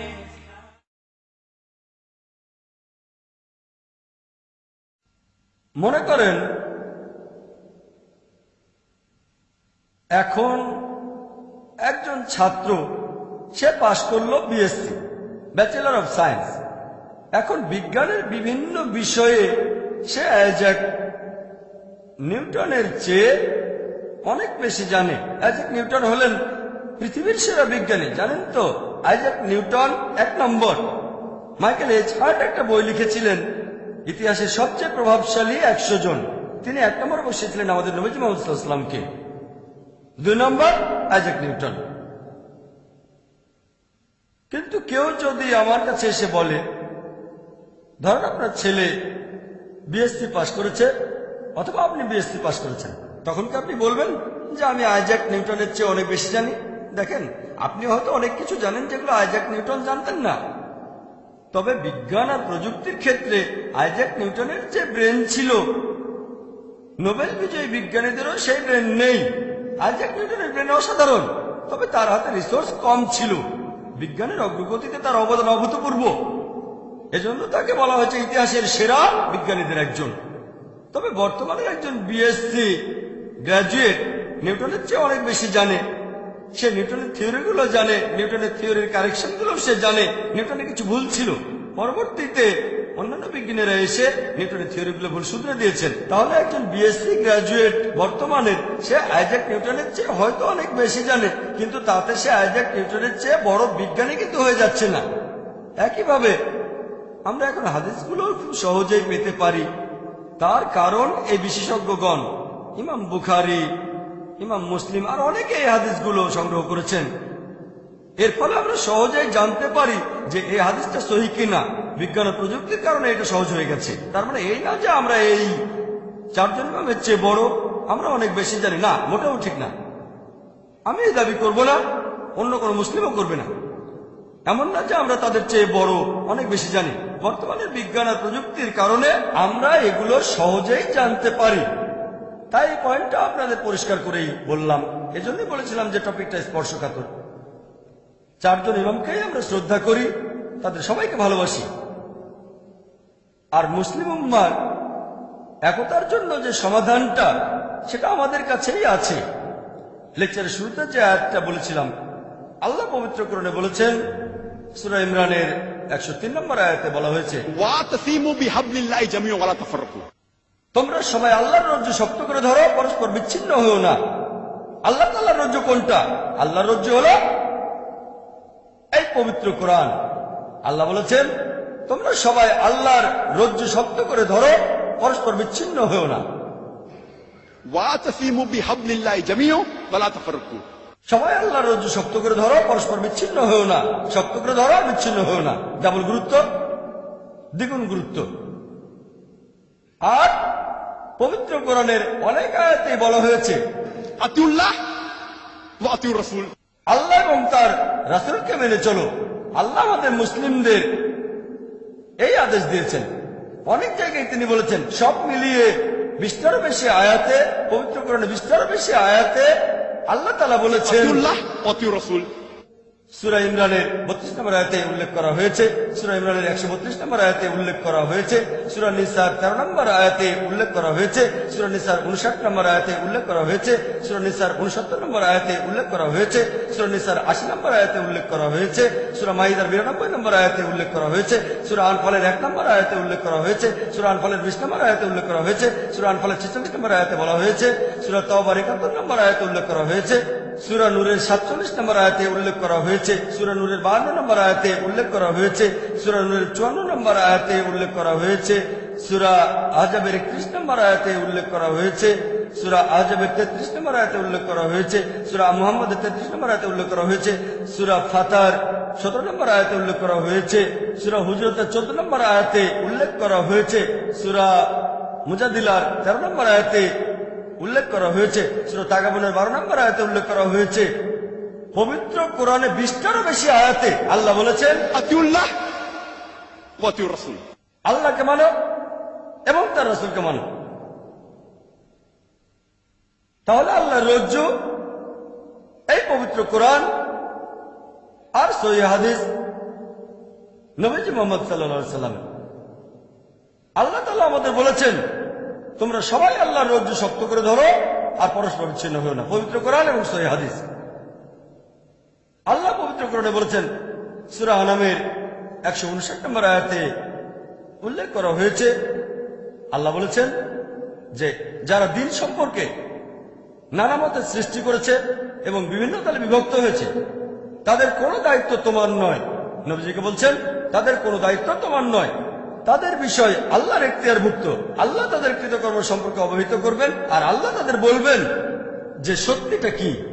আল্লাহ নবীজিকে বলছেন যারা ধর্মে নানা মতের সৃষ্টি করে আর বিভিন্ন দলে বিভক্ত হয়, হে নবী তাদের কোনো দায়িত্ব তোমার নয়, তাদের বিষয় আল্লাহর এখতিয়ারভুক্ত। আল্লাহ তাদের কৃতকর্ম সম্পর্কে অবহিত করবেন। তার মানে ইসলাম ধর্মে বিভিন্ন দল তৈরি করা হচ্ছে হারাম, এটা নিষিদ্ধ। আর পবিত্রকরণে এই কথাটা অনেকবার বলা হয়েছে। আল্লাহ পবিত্রকরণে বলেছেন, সূরা রুমের 31-32 নম্বর আয়াতে উল্লেখ করা হয়েছে, বলা হয়েছে মুশরিকদের অন্তর্ভুক্ত হয়েও না যারা আল্লাহ সুবহানাহু ওয়া তাআলার শরীক উপাসনা করে, আর তাদের মতো হয়েও না যারা দ্বীনের মতভেদ সৃষ্টি করে বিভিন্ন দলে বিভক্ত হয় আর প্রত্যেক দল উল্লাস করে তারা সত্যের পথে আছে। আল্লাহ পবিত্র কোরআনে সূরা রুমের 31 ও 32 নম্বর আয়াতে উল্লেখ করেছেন, তাদের মতো হয়েও না যারা আল্লাহর সাথে কাউকে শরীক করে, আর তাদের মতো হয়েও না যারা দ্বীনে মতভেদ সৃষ্টি করে বিভিন্ন দলে বিভক্ত হয় আর প্রত্যেকেই উল্লাস করে যে তারাই সঠিক সত্যের পথে আছে। আল্লাহ এই কথাটা আবারও বলেছেন সূরা মুমিনুনের 53 ও 54 নম্বর আয়াতে উল্লেখ করা হয়েছে যে তাদের মতো হয়েও না যারা দ্বীনের মতভেদ সৃষ্টি করে আর বিভিন্ন দলে বিভক্ত হয় এবং তারা প্রত্যেকেই উল্লাস করে যে একমাত্র আমরাই সত্যের পথে আছি। এছাড়াও পবিত্র কোরআনে সূরা শুরার 13 ও 14 নম্বর আয়াতে উল্লেখ করা হয়েছে যে তোমরা দ্বীনকে প্রতিষ্ঠিত করো আর কোন রকম মতভেদ সৃষ্টি করো না। পবিত্র কোরআনে এরকম আরো অনেক আয়াতে বলা হয়েছে বিভিন্ন দলে বিভক্ত হয়েও না। তাহলে ইসলাম ধর্মে বিভিন্ন দল তৈরি করা এটা হারাম, এটা নিষিদ্ধ। 4টা রেফারেন্স দিলাম, এরকম আরো আছে। তবে যদি কোনো মুসলিমকে জিজ্ঞেস করি যে আপনি কি, আপনার ধর্মটা কি, কেউ বলবে আমি হানাফি, কেউ বলবে আমি শাফি, কেউ বলবে আমি হামলি, কেউ বলবে আমি মালিকি, কেউ বলবে আমি সালাফি, কেউ বলবে আমি আহলে হাদিস। আমাদের প্রিয় নবীজি কি ছিলেন? তিনি কি হানাফি ছিলেন, নাকি ছিলেন মালিকি, নাকি শাফি ছিলেন, অথবা ছিলেন হামলি, নাকি আহলে হাদিস, নাকি ছিলেন সালাফি? তিনি কি ছিলেন? আল্লাহ পবিত্র কোরআনে বলেছেন, সূরা ইমরানের 67 নম্বর আয়াতে উল্লেখ করা হয়েছে, ইব্রাহিম আলাইহিস সালাম ইহুদি অথবা খ্রিস্টান ছিলেন না, ছিলেন আত্মসমর্পণকারী, ছিলেন মুসলিম। পবিত্র কোরআনে সূরা ইমরানের 52 নম্বর আয়াতে উল্লেখ করা হয়েছে যে যীশু খ্রিস্টের অনুসারী যারা ছিল তারা সবাই বলল আমরা তো মুসলিম। আল্লাহ পবিত্র কোরআনে বলেছেন, সূরা হজের 78 নম্বর আয়াতে উল্লেখ করা হয়েছে, তোমরা জিহাদ করো আল্লাহ সুবহানাহু ওয়া তাআলার পথে, হে মুমিনগণ জিহাদ করো আল্লাহর পথে যেভাবে জিহাদ করা উচিত। তোমরা জিহাদ করো অধ্যবসায় এবং শৃঙ্খলার সাথে জিহাদ করে যাও। আল্লাহ তোমাদের মনোনীত করেছেন, তিনি দ্বীনের ব্যাপারে তোমাদের উপর কঠোরতা আরোপ করেননি। তিনি তোমাদের জন্য যে ধর্ম মনোনীত করেছেন, যে দিন মনোনীত করেছেন সেটা হচ্ছে ইব্রাহিমের দিন। তিনি তোমাদের নাম দিয়েছেন মুসলিম, আগের সব আসমানি কিতাবে এবং এই কিতাবেও। আল্লাহ বলেছেন তিনি আমাদের মুসলিম বলে ডেকেছেন, আগেকার আসমানি কিতাবে আর এই কিতাবেও। সুতরাং যাকাত দাও, নামাজ আদায় করো। তাহলে আল্লাহ বলেছেন তিনি আমাদের নামকরণ করেছেন মুসলিম, এই আসমানি কিতাবে আর আগের কিতাবে। তাহলে আল্লাহ আমাদের যে লেভেল দিয়েছেন সেটা হলো মুসলিম। এছাড়াও আপনারা কোরআনের আরো অনেক আয়াতে দেখবেন আল্লাহ আমাদেরকে সম্বোধন করেছেন মুসলিম বলে। পবিত্র কোরআনের সূরা ফুসিলাতে 33 নম্বর আয়াতে উল্লেখ করা হয়েছে, ومن أحسن قولا ممن دعا إلى الله وعمل صالحا قال إنني من المسلمين। কথায় সেই ব্যক্তি অপেক্ষা কে উত্তম যে আল্লাহর পথে মানুষকে আহ্বান করে, সৎ কাজ করে এবং বলে আমি তো মুসলিম, আমি আল্লাহর কাছে আত্মসমর্পণকারী। আল্লাহ বলেননি যে আমরা হানাফি বা শাফি বা হামলি বা মালিকি বা সালাফি বা আহলে হাদিস। আল্লাহ আমাদের বলেছেন قال إنني من المسلمين। বলো আমি একজন মুসলিম। আল্লাহ কথা আবার বলেছেন সূরা জুমারের 12 নম্বর আয়াতে উল্লেখ করা হয়েছে, বলো আমি সেই প্রথম কয়েকজনের মধ্যে একজন যারা মুসলিম, যারা আল্লাহর কাছে আত্মসমর্পণ করে। আল্লাহ বলছেন বলো তুমি সেই প্রথম কয়েকজন মুসলিমের ভেতরে একজন। আমার লেকচারের শুরুতে দাওয়ার মাস্টারকে এটা নিয়ে বলেছিলাম, একবারে শুরুতে না একটু পরে লেকচার শুরুর আগে। দাওয়ার মাস্টার কি হচ্ছে সূরা ইমরানের 64 নম্বর আয়াত, যেখানে উল্লেখ করা হয়েছে قل يا أهل الكتاب বলো হে কিতাবীগণ تعالوا إلى كلمة سواء بيننا وبينكم এসো সেই কথায় যা আমাদের ও তোমাদের মধ্যে এক। প্রথম সাদৃশ্য কি? ألا نعبد إلا الله আমরা আল্লাহ ছাড়া কারো ইবাদত করি না, ولا نشرك به شيئا আল্লাহর সাথে কাউকে শরীক করি না। ولا يتخذ بعضنا بعضا أربابا من دون الله আমরা আল্লাহ ব্যতীত আমাদের মধ্য থেকে কাউকে ঈশ্বর বলে গ্রহণ করি না। فإن تولوا যদি তারা মুখ ফিরিয়ে নেয় فقولوا اشهدوا বলো তোমরা সাক্ষী থাকো بأننا مسلمون। যে আমরা মুসলিম, আল্লাহর কাছে আত্মসমর্পণ করি। যখন আমরা অমুসলিমদের সাথে কথা বলি, কোনো সমস্যা হলে فقولوا اشهدوا তোমরা সাক্ষী থাকো যে আমরা মুসলিম, আল্লাহ তাআলার কাছে নিজের ইচ্ছাকে সমর্পণ করি। এরপর পবিত্র কোরআনে সূরা হজের 78 নম্বর আয়াতে উল্লেখ করা হয়েছে যে আল্লাহ আমাদের নামকরণ করেছেন মুসলিম। সব মিলিয়ে পবিত্র কোরআনে 7টি আয়াতে বলেছেন আল্লাহ তাআলা নিজেদের মুসলিম বলো, কুল বলো তোমরা মুসলিম, বলো তোমরা মুসলিম। পবিত্র কোরআনের সূরা ফুসিলাতে 33 নম্বর আয়াতে উল্লেখ করা হয়েছে। এরপর সূরা জুমারের 12 নম্বর আয়াতে উল্লেখ করা হয়েছে, সূরা ইমরানের 64 নম্বর আয়াতে উল্লেখ করা হয়েছে, সূরা বাকারার 136 নম্বর আয়াতে উল্লেখ করা হয়েছে, এরপর সূরা আম্বিয়ার 108 নম্বর আয়াতে উল্লেখ করা হয়েছে, সূরা কাসাসের 53 নম্বর আয়াতে উল্লেখ করা হয়েছে, সূরা আনকাবুতের 46 নম্বর আয়াতে উল্লেখ করা হয়েছে। পবিত্র কোরআনের 7টি জায়গায় আল্লাহ বলেছেন কুল, বলো যে তোমরা মুসলিম, তোমরা বলো যে তোমরা মুসলিম। তাহলে মতভেদটা আসছে কোথা থেকে? তারা 4 জনে বিখ্যাত ইমাম, ইমাম আবু হানিফা, ইমাম মালিক, ইমাম শাফি, ইমাম আহমদ ইবনে হাম্বল। আমরা তাদের ভালোবাসি, সবাইকে শ্রদ্ধা করি, সবাইকে সম্মান করি, তারা বিখ্যাত বিশেষজ্ঞ। কিন্তু আমরা যদি এই ইমামদের জীবন কাহিনী পড়ি, তাহলে তাদের কথাগুলো আমরা বুঝতে পারবো সত্যিকার ভাবে। যদি ইমাম শাফির জীবন কাহিনী পড়েন, ইমাম আবু হানিফার জীবন কাহিনী পড়েন, তিনি আগে এসেছেন। তিনি জন্মেছিলেন 701 খ্রিস্টাব্দে সি খ্রিস্টিয়ান এরা, আর মারা গেছেন 767 খ্রিস্টাব্দে সি হিজরি 150 হিজরি সালে। তিনি বলেছেন আবু ইউসুফের বর্ণনা অনুযায়ী, আবু হানিফার একজন ছাত্র, ইমাম আবু হানিফা বলেছেন যে হে ইয়াকুব, হে ইয়াকুব, তারা অভিশপ্ত হোক যারা আমার মতামতগুলো লিখে রাখে, কারণ আমি হয়তো আজকে কিছু বললাম, কালকেই সেটা বাদ দিতে পারি। হয়তো আগামীকাল একটা মতবাদ দেব, পরের দিনই সেটা বাতিল করব। ইমাম আবু হানিফা বলেছেন হে ইয়াকুব, তারা অভিশপ্ত হোক যারা আমার মতবাদগুলো লিখে রাখে, কারণ আজকে হয়তো একটা মতামত দেব, কালই সেটা বাদ দিয়ে দেব। হয়তো আগামীকাল একটা মতবাদ দেব, পরের দিনই বাতিল করে দেব।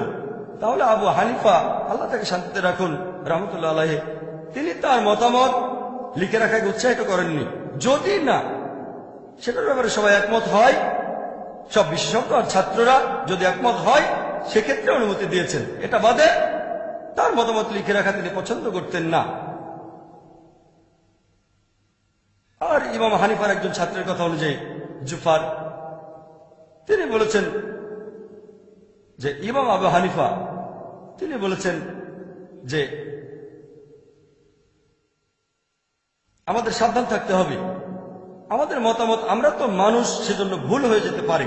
আমি আজকে যে মতটা দিয়েছি, আবু হানিফা বলেছেন, বর্ণনা দিয়েছেন আবু হানিফার একজন ছাত্র জুফার, যে আমি লোকজনকে নিষেধ করি কোনো প্রমাণ ছাড়া মতামতটা প্রচার করতে যে মতামতটা আমি দিয়েছি, আবু হানিফা বলেছেন যে আমি লোকজনকে নিষেধ করি কোন রকম প্রমাণ ছাড়া তারা যেন আমার মতামতগুলো প্রচার না করে। কোনো প্রমাণ ছাড়া আমার মতামতগুলো প্রচার করো না, আমার ফতোয়াগুলো অন্যদের কাছে প্রচার করো না। তার মানে যদি আপনি কোনো প্রমাণ না পান তাহলে ইমাম আবু হানিফার মতামতগুলো প্রচার করবেন না। তিনি লোকজনকে নিষেধ করেছেন যদি তারা কোনো প্রমাণ না পায় তাহলে ইমাম আবু হানিফার মতামতগুলো যেন প্রচার না করে, এটা বলেছেন ছাত্র জুফার। এরপর আরো দেখবেন যে ইমাম ইবনে আব্দুল বার্ক, ইমাম ইবনে আব্দুল বার্ক তিনি লিখেছেন, তিনিও একজন শ্রদ্ধেয় ইমাম। তিনি বলেছেন যে আবু হানিফা বলেছেন, ইমাম আবু হানিফা বলেছেন যে সহিহ হাদিসই আমার মাযহাব। যদি তোমরা সহিহ হাদিস খুঁজে পাও সেটাই আমার মাযহাব, যদি তোমরা একটা সহিহ হাদিস পাও সেটাই আমার জীবন দর্শন, সেটাই আমার মাযহাব। আর আবু হানিফা রাদিয়াল্লাহু আনহুর এক ছাত্র মুহাম্মদের কথা অনুযায়ী বলেছেন, আবু হানিফা বলেছেন যে ইমাম আবু হানিফা বলেছেন যদি আমার কোনো একটা ফতোয়া, আমার কোনো একটা মতামত আল্লাহর কিতাবের বিরুদ্ধে যায় এবং তার রাসূলের কথার বিরুদ্ধে যায়, আমার সে মতামত বাতিল করে দাও। তার মানে যদি ইমাম আবু হানিফার এমন কোন ফতোয়া পান যেটা আল্লাহ এবং রাসূলের বিরুদ্ধে যায়, কোরআন হাদিসের বিরুদ্ধে যায়, সেই ফতোয়া বাতিল করে দেন। আর লোকজন যখন জিজ্ঞেস করে আমার অজু কি ভাঙবে যদি দুর্ঘটনাবশত কোনো মহিলাকে স্পর্শ করি, অথবা কেউ যদি জিজ্ঞেস করে যে সূরা ফাতিহা শেষ হলে আমরা শব্দ করে আমিন বলবো না কি বলবো না, তখন আমি বলি যে আমি সূরা ফাতিহা শেষ হলে শব্দ করে আমিন বলি। ধরেন ইমাম জামাতে পড়াচ্ছেন ফজরের নামাজ অথবা মাগরিব বা ইশার নামাজ, ইমাম যখন বললেন আমি শব্দ করে বলি আমিন। আর এই কারণেই আমি একজন পাক্কা হানাফি। আবু হানিফা বলেছেন যদি দেখো আমার কোন মতামত, আমার কোন ফতোয়া আল্লাহর কিতাব এবং রাসূলের বিরুদ্ধে যাচ্ছে, আমার ফতোয়া বাতিল করে দাও। তাই আমি ইমাম হানিফার ফতোয়া বাতিল করছি যে শব্দ করে আমিন বলো না, আর আমি সূরা ফাতিহা শেষ হলে জোরে করে আমিন বলছি। এই কারণেই আমি একজন পাক্কা হানাফি। হানাফি শব্দের অর্থ যে ইমাম আবু হানিফার শিক্ষাকে অনুসরণ করে। তাই আমি বলবো আমি একজন পাক্কা হানাফি 100%। অন্যান্য হানাফিরা হয়তো 60 বা 70%। সহিহ হাদিস আমার মাযহাব। আর ইবনে ওয়াহাবের কথা অনুযায়ী তিনি বলেছেন একদিন কিছু লোক ইমাম মালিককে জিজ্ঞেস করলো যে অজু করার সময় আমাদেরকে কি পায়ের আঙ্গুলের ভেতরেও খুব ভালো করে পরিষ্কার করতে হবে? ইমাম মালিক বললেন নবীজি এটা করতেন না, করার প্রয়োজন নেই। এরপর যখন সময় চলে গেল ইবনে ওয়াহাব ইমাম মালিককে বললেন, একটা হাদিসের উদ্ধৃতি দিলেন, সেই হাদিসটার বর্ণনা দিলেন। এখানে সম্পর্কে বলা হয়েছে যে আমাদের নবীজি ওযুর সময় তার পায়ের আঙ্গুলের ভেতরেও পরিষ্কার করতেন। ইমাম মালিক বললেন ঠিক, এটা তো ভালো হাদিস, সহিহ হাদিস। পরবর্তীতে যদি কেউ ইমাম মালিককে প্রশ্ন করত যে ওযু করার সময় কি আমরা পায়ের আঙ্গুলের ভেতরে পরিষ্কার করব, তিনি বলতেন হ্যাঁ। মতামতটা বদলে ফেললেন। তাহলে সহিহ হাদিসে যা বলা হয়েছে তার মতামতটা সেই অনুযায়ী হবে। আর ইমাম মালিক আল্লাহ তাকে শান্তিতে রাখুন, তিনি বলেছেন যে আমি তো একজন মানুষ, আমার ভুল হতে পারে, মাঝে মধ্যে আমার কথা সঠিক, আমার মতামতটা ভুল হতে পারে আর মাঝে মধ্যে আমি সঠিক। তবে আমার কোন মতামত যদি আল্লাহ এবং তার রাসূলের বিরুদ্ধে যায়, আমার মতামত বাতিল করে দাও। একই কথা যদি ইমাম মালিকের কোন মতামত, ইমাম মালিক রাদিয়াল্লাহু আনহু নিজেই বলেছেন আল্লাহ তাকে শান্তিতে রাখুন, যদি দেখো আমার কোন মতামত, আমার কোন ফতোয়া আল্লাহ এবং রাসূলের বিরুদ্ধে যাচ্ছে, আমার ফতোয়া বাতিল করে দাও, সেটাকে বাতিল করে দাও। তাহলে মালিকিরা যখন নামাজ আদায় করে তারা হাত দুটো ঝুলিয়ে রাখে। কিন্তু যদি আমরা আবু দাউদের হাদিস পড়ি, 1 নম্বর খণ্ড 755 নম্বর হাদিস আর 757 নম্বর হাদিস বলছে যে তোমরা হাত বাঁধবে নাভির নিচে। তবে এটা জয়ীফ হাদিস, এই দুটো জয়ীফ হাদিস। এটা বলেছেন ইমাম আবু দাউদ। আবু দাউদ 1 নম্বর খণ্ড 756 নম্বর হাদিস বলছে তোমরা নাভির উপরে হাত বাঁধো। এটার ভিত্তি জয়ীফ হাদিসটা চেয়ে বেশ শক্ত। কিন্তু পরের হাদিসটা আবু দাউদ 1 নম্বর খণ্ড 758 নম্বর হাদিস বলা হয়েছে যে নামাজ আদায় করার সময় তোমরা হাত বাঁধবে তোমাদের বুকের উপর। বলা হয়েছে এটা আরো শক্ত হাদিস, যদিও এটা মুরসাল হাদিস। মুরসাল মানে এখানে কিছু অংশ বাদ দেওয়া হয়েছে, কিন্তু তাফসিরে বলা হয়েছে এটা অন্যান্য হাদিসের চেয়ে বেশ মজবুত হাদিস। আপনারা যদি ইবনে খুজাইমার হাদিস পড়েন, সেখানেও বলা হয়েছে নবীজি সাল্লাল্লাহু আলাইহি সাল্লাম বুকের কাছে হাত বাঁধতেন। এমনকি এটাও একটা মুরসাল হাদিস, কিন্তু অন্যান্য হাদিসের পাশাপাশি শেখ নাসিরউদ্দিন আলবানী তিনি বলেছেন এটা সহিহ হাদিস। তাহলে নামাজের সময় হাত কোথায় রাখবেন এ ব্যাপারে মজবুত হাদিস হচ্ছে বুকের কাছে হাত বাঁধেন। তাই আমি যখন নামাজ পড়ি আমি হাত রাখি আমার বুকের উপর। সেজন্যই বলেছি আমি একজন পাক্কা মালিকি। ইমাম মালিক বলেছেন, যদি দেখো আমার কোনো ফতোয়া আল্লাহ এবং রাসূলের বিরুদ্ধে যাচ্ছে, আমার সে ফতোয়া বাতিল করে দাও। এখন যদি মালিকিরা বলে, ইমাম মালিক বলেছেন তোমাদের বুকের কাছে হাত বাঁধো, যদিও তিনি বলেননি, তারপরে ধরে নিলাম যে তিনি বলেছেন। তিনি আরো বলেছেন, যদি আমার কোনো ফতোয়া আল্লাহ রাসূলের বিরুদ্ধে যায় তাহলে সেটা বাদ দিয়ে দাও। আমি তার ফতোয়াকে বাদ দিয়েছি। নামাজের সময় হাত বাঁধি বুকের উপরে, আর সেজন্য আমি পাক্কা মালিকি, 100%, কোনো ফাঁক নেই। অন্যান্য মালিকরা হয়তো 60-70%, আর আমি 100% সম্পূর্ণ মালিকি। আর আপনারা যদি ইতিহাস পড়েন, আব্বাসীদের শাসন আমলে যখন আব্বাসীয় খলিফারা শাসন করতেন, আবু জাফর আর হারুনুর রশিদ, এই দুজন খলিফায় তারা ইমাম মালিকের ফতোয়াগুলো ছাপাতে চেয়েছিলেন, যেটাকে বলা হয় মুয়াত্তা মালিক। তিনি বললেন না, কারণ নবী সাল্লাল্লাহু আলাইহি সাল্লামের সাহাবীগণ বিভিন্ন প্রান্তে ছড়িয়ে আছেন। আমি যতটুকু জানি তার উপর ভিত্তি করে বিভিন্ন মতামত দেই। যেহেতু নবী সাল্লাল্লাহু আলাইহি সাল্লামের সাহাবীগণ পৃথিবীর বিভিন্ন প্রান্তে ছড়িয়ে আছেন, আমি নিশ্চিতভাবে বলতে পারি না যে আমার মতামতে সঠিক কিনা। সেজন্য তিনি তার মুয়াত্তা লেখার জন্য খলিফাদেরকে অনুমতি দেননি। তার ফতোয়াকে তিনি সেই দেশের আইন বলে মেনে নিতে রাজি হননি। চিন্তা করেন, ইমাম মালিক ব্যাপারটাকে এভাবেই দেখতেন। আল্লাহ তাকে শান্তিতে রাখুন। এরপর আছেন ইমাম শাফি। ইমাম শাফি তিনি ইমাম মালিকের ছাত্র ছিলেন। এছাড়াও তিনি ইমাম হানিফার একজন ছাত্রের ছাত্র ছিলেন। আর ইমাম শাফি বলেছেন, এটা সম্ভব না যে একজন মানুষ নবীজি সাল্লাল্লাহু আলাইহি সাল্লামের সবগুলো হাদিস জানবে। যদি আপনি কোনো একটা হাদিস না জানেন, আপনার ফতোয়া ভুল হতে পারে। আর এই কারণেই তিনি বলেছেন, যদি দেখো কোনো মতামত ইমাম মালিকের মতামত অথবা আমার মতামত বা ইমাম মালিকের বা আল আউজারির বা থাউরির, আগে দেখো তারা এটা কোথায় পেয়েছেন, তার উৎসটা কোথায়।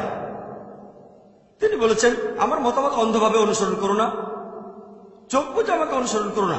আগে দেখো মতামতটা কোত্থেকে পেয়েছেন, পেছনে যাও।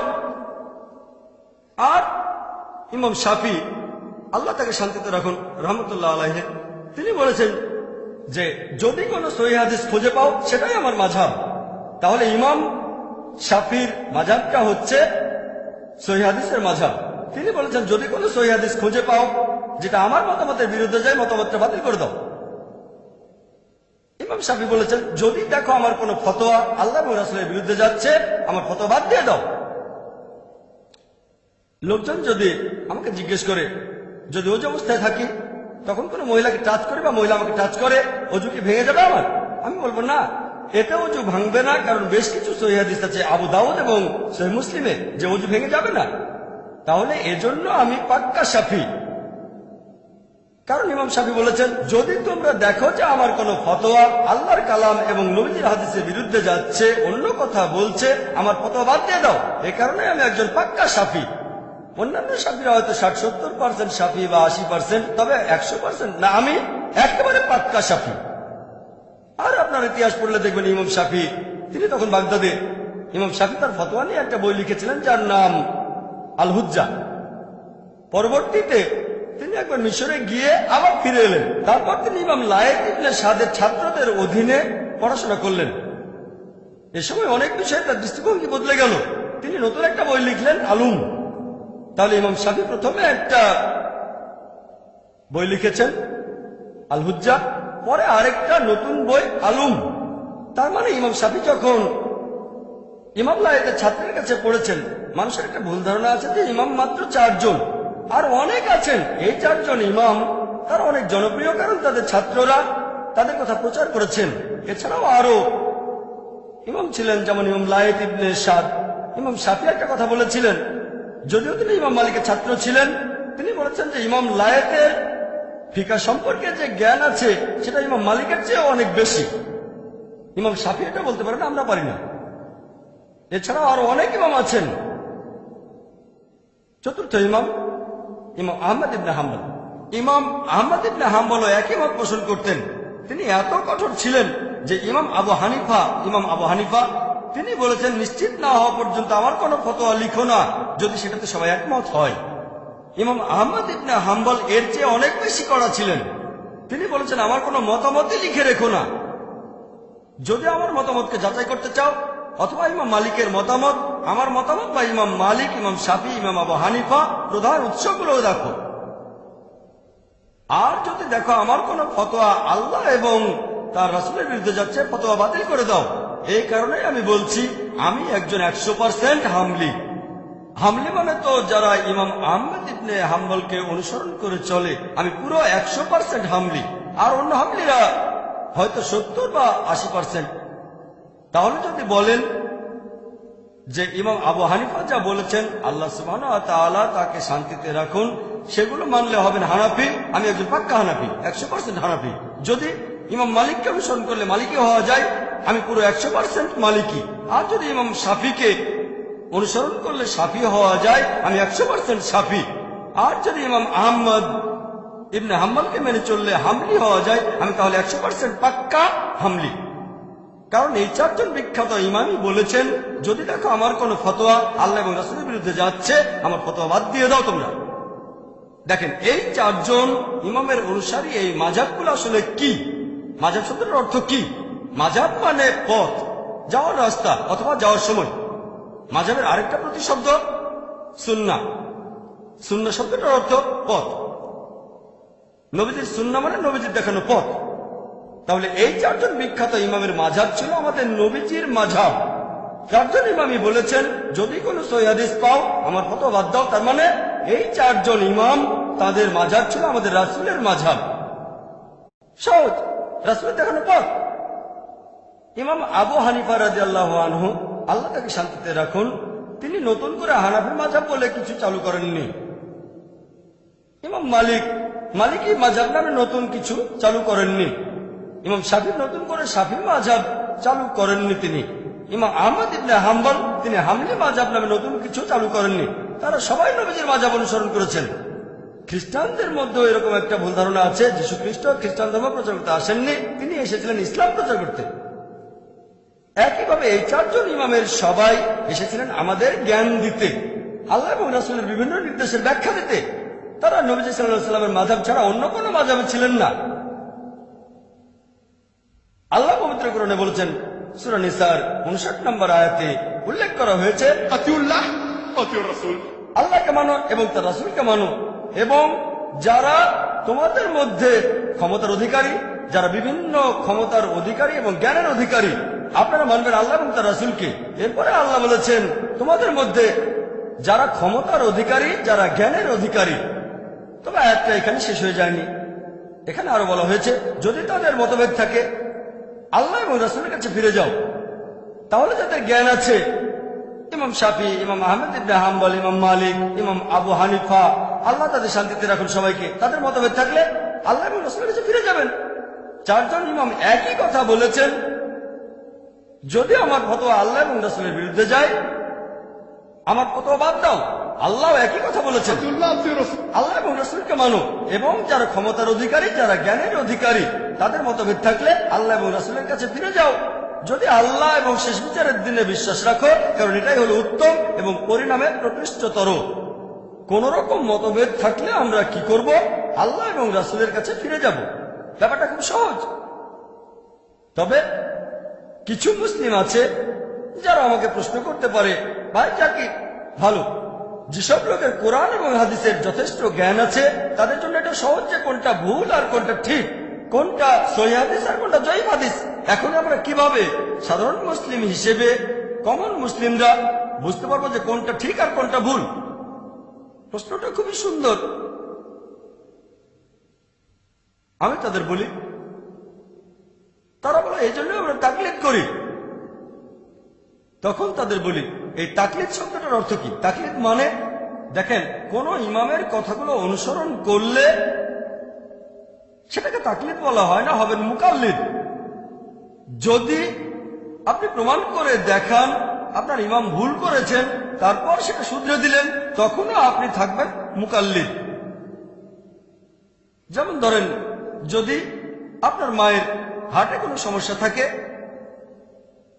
ঠিক হার্টে সমস্যা আছে, তাহলে ডাক্তার লাগবে। এখন কার কাছে যাবেন? ডাক্তার কাছে তো যাবেন না, যাবেন একজন হার্ট স্পেশালিস্টের কাছে। আপনি ভেবে দেখবেন এমবিবিএস, না না না না, এমডি, হ্যাঁ এমডি। এমডি কিসের উপরে?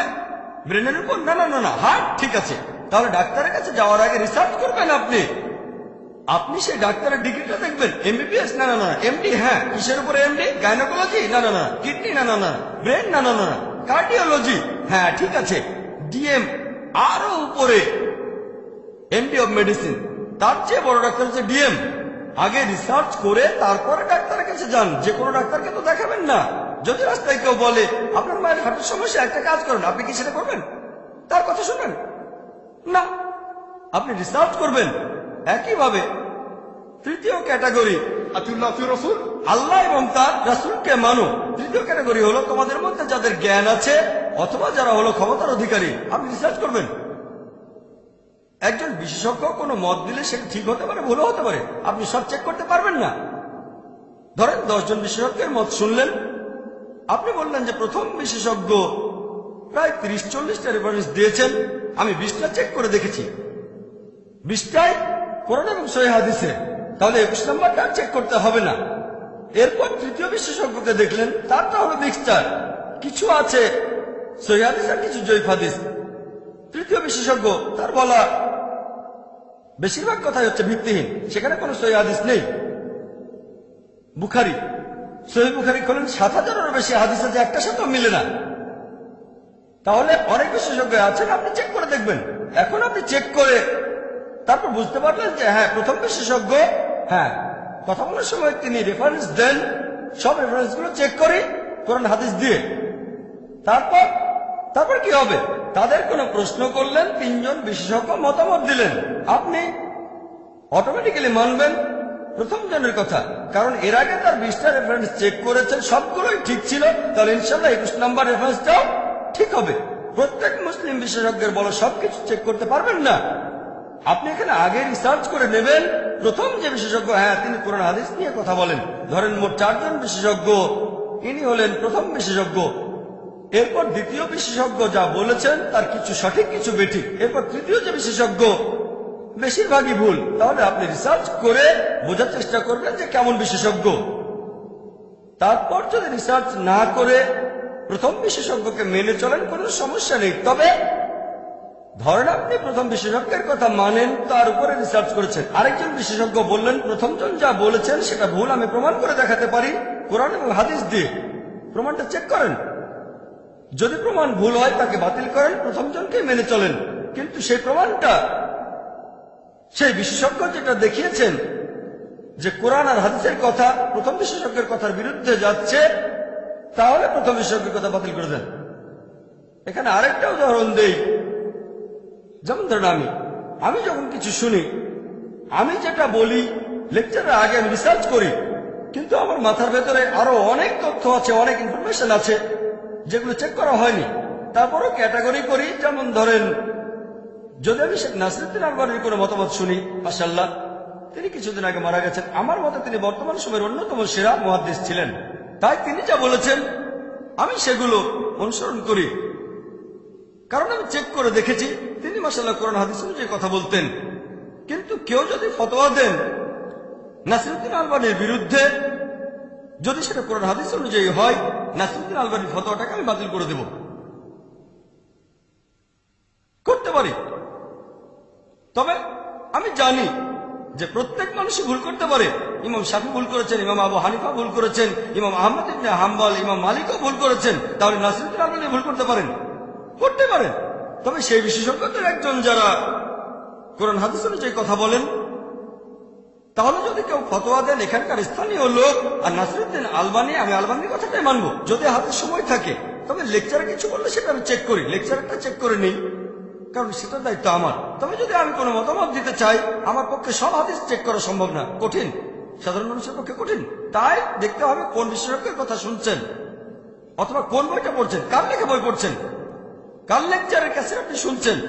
এভাবে ক্যাটাগরি করেন। ভালো বিশেষজ্ঞ, এই বিশেষজ্ঞের 20% কথা ভুল, এই বিশেষজ্ঞের 50%, এই বিশেষজ্ঞের 90% ভুল। তারপর যদি হাতে সময় না থাকে আর প্রথম বিশেষজ্ঞের উপরে আপনার ভরসা থাকে, সবকিছু চেক করতে আর হবে না। যদি হাতে সময় থাকে তো চেক করেন, ভালো, আলহামদুলিল্লাহ, মাশাআল্লাহ। যদি সময় থাকে চেক করতে পারেন, তবে এটা তাকলিদ না। যদি কেউ প্রমাণ দেখায় যে আপনি যাকে মেনে চলেন তার কথা ভুল, তারপরও তাকে অন্ধভাবে অনুসরণ করেন, সেটা তাকলিদ। আমরা তাকলিদ করবো শুধু আল্লাহ এবং রাসূলের উদ্দেশ্যে, ব্যাস, আতিউল্লাহ আতিউর রাসূল, ব্যাস, আর কেউ না। সহজ সহজ নিয়ম। এখন কেউ হয়তো আমাকে বলতে পারে, ভাই জাকির, আপনি বলছেন দল তৈরি করবেন না আপনি, কিন্তু নবীজি তো বলে গেছেন 73টা আলাদা দল তৈরি হবে।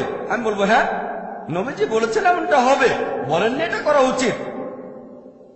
আল্লাহ আমাদের নিষেধ করেছেন, তবে নবীজি জানতেন, যদিও আল্লাহ বলেছেন দলে বিভক্ত হয়েও না, তারপরে মুসলিমের বিভক্ত হবে, নবীজি এটা জানতেন। তিনি বলেননি যে বানানো উচিত। আর আপনারা যদি সহিহ হাদিস পড়েন, আবু দাউদ 4579 এবং 4580 নম্বর হাদিস বলা হয়েছে যে নবী মুহাম্মদ সাল্লাল্লাহু আলাইহি ওয়াসাল্লাম বলেছেন যে ইহুদিরা 71 বা 72টা দলে বিভক্ত, খ্রিস্টানরা 70 বা 71টা দলে বিভক্ত, আর মুসলিমরা 73টা দলে বিভক্ত হবে। এরপর তিরমিজিতে আছে 131 নম্বর হাদিস, এছাড়াও তিরমিজির 2643 নম্বর হাদিস। আমাদের নবীজি বলেছেন যে বনী ইসরাইল, ইহুদি এবং খ্রিস্টানরা মোট 72টা দলে বিভক্ত হয়েছে, তবে আমার উম্মাহ তারা 73টা দলে বিভক্ত হবে। একটা দল বাদে অন্য সবাই দোজখে যাবে। সাহাবীগণ প্রশ্ন করলেন, সেই দলে কারা? নবীজি বললেন, যারা আমাকে এবং আমার সহচরদের অনুসরণ করবে। নবীজি বলেছেন 73টা দল তৈরি হবে, সবাই দোজখে যাবে, একটা দল বাদে, যারা নবীজি এবং সাহাবীগণকে অনুসরণ করবে। আরেকটা হাদিস আছে সহিহ বুখারীতে 3 নম্বর খণ্ড 2652 নম্বর হাদিস। নবীজি বলেছেন, সবচেয়ে সেরা মানুষ হলো যারা আমার সময়টাতে ছিল, তার মানে সাহাবীগণ। এরপরে পরবর্তী প্রজন্ম, আর তারপরে তার পরের প্রজন্ম। নবীজি বলেছেন সবচেয়ে সেরা হলো তারা যারা আমার প্রজন্মে ছিল, সাহাবীগণ, তারপরে পরবর্তী প্রজন্ম অর্থাৎ তাবেঈন, এরপরে তারপরের প্রজন্ম, তবে তাবেঈন, শেষ। তাহলে আমরা যদি কিছু গ্রহণ করি সেটা নেব আমাদের নবীজির প্রজন্ম থেকে, মানে সাহাবীগণ, পরবর্তী প্রজন্ম তাবেঈন, এরপরে তাবে তাবেঈন, শেষ। এই 3 প্রজন্ম, এনাদেরকে বলা হয় সালাফিস সালিহিন, অর্থাৎ ন্যায়নিষ্ঠ পূর্বপুরুষ অথবা ন্যায়নিষ্ঠ পূর্ববর্তীগণ। সালাফ মানে পূর্বপুরুষ, পূর্ববর্তী। তাহলে শরিয়ার মধ্যে, ইসলামিক শরিয়ায় সবচেয়ে গুরুত্বপূর্ণ ক্যাটাগরি মোট 4টা। এর মধ্যে সবচেয়ে গুরুত্বপূর্ণ পবিত্র কোরআন, আল্লাহ তাআলার কালাম। যদি কোনো কিছু খোঁজেন আর কোরআনে না পান, তাহলে পরের উৎসে চলে যাবেন, সেটা হচ্ছে হাদিস, সহিহ হাদিস, আমাদের নবীজির হাদিস। হাদিসগুলোর মধ্যে নবীজি যে নির্দেশগুলো দিয়েছেন সেগুলোর গুরুত্ব তার কাজের চেয়ে বেশি। যদি নবীজির কথা আর কাজে পার্থক্য থাকে, কথার গুরুত্ব বেশি। তৃতীয় উৎস, সেটা সাহাবীগণ, ইজমা। 3টা প্রজন্ম, সাহাবীগণ, তাবেঈন, তাবে তাবেঈন, ইজমা। সাহাবীগণের কয়েকজনের মতামত, সেটা একজনের মতামতের চেয়ে বেশি গুরুত্ব পাবে। তারপর তাবেইন, তবে তাবেইন। আর একেবারে শেষ উৎস হলো কিয়াস। যদি প্রথম তিনটা উৎস থেকে কিছু না পান, কোরআনে পেলেন না, হাদিসে পেলেন না, তারপরে এই তিনটা প্রজন্মের জীবন কাহিনীতেও কিছু পেলেন না, তখন ব্যবহার করবেন কিয়াস, সাদৃশ্য দেখে অনুমান করা। إن في خلق السماوات والأرض واختلاف الليل والنهار والفلك التي تجري في البحر بما ينفع الناس وما أنزل الله من السماء من ماء فأحيا به الأرض بعد موتها وبث فيها من كل دابة.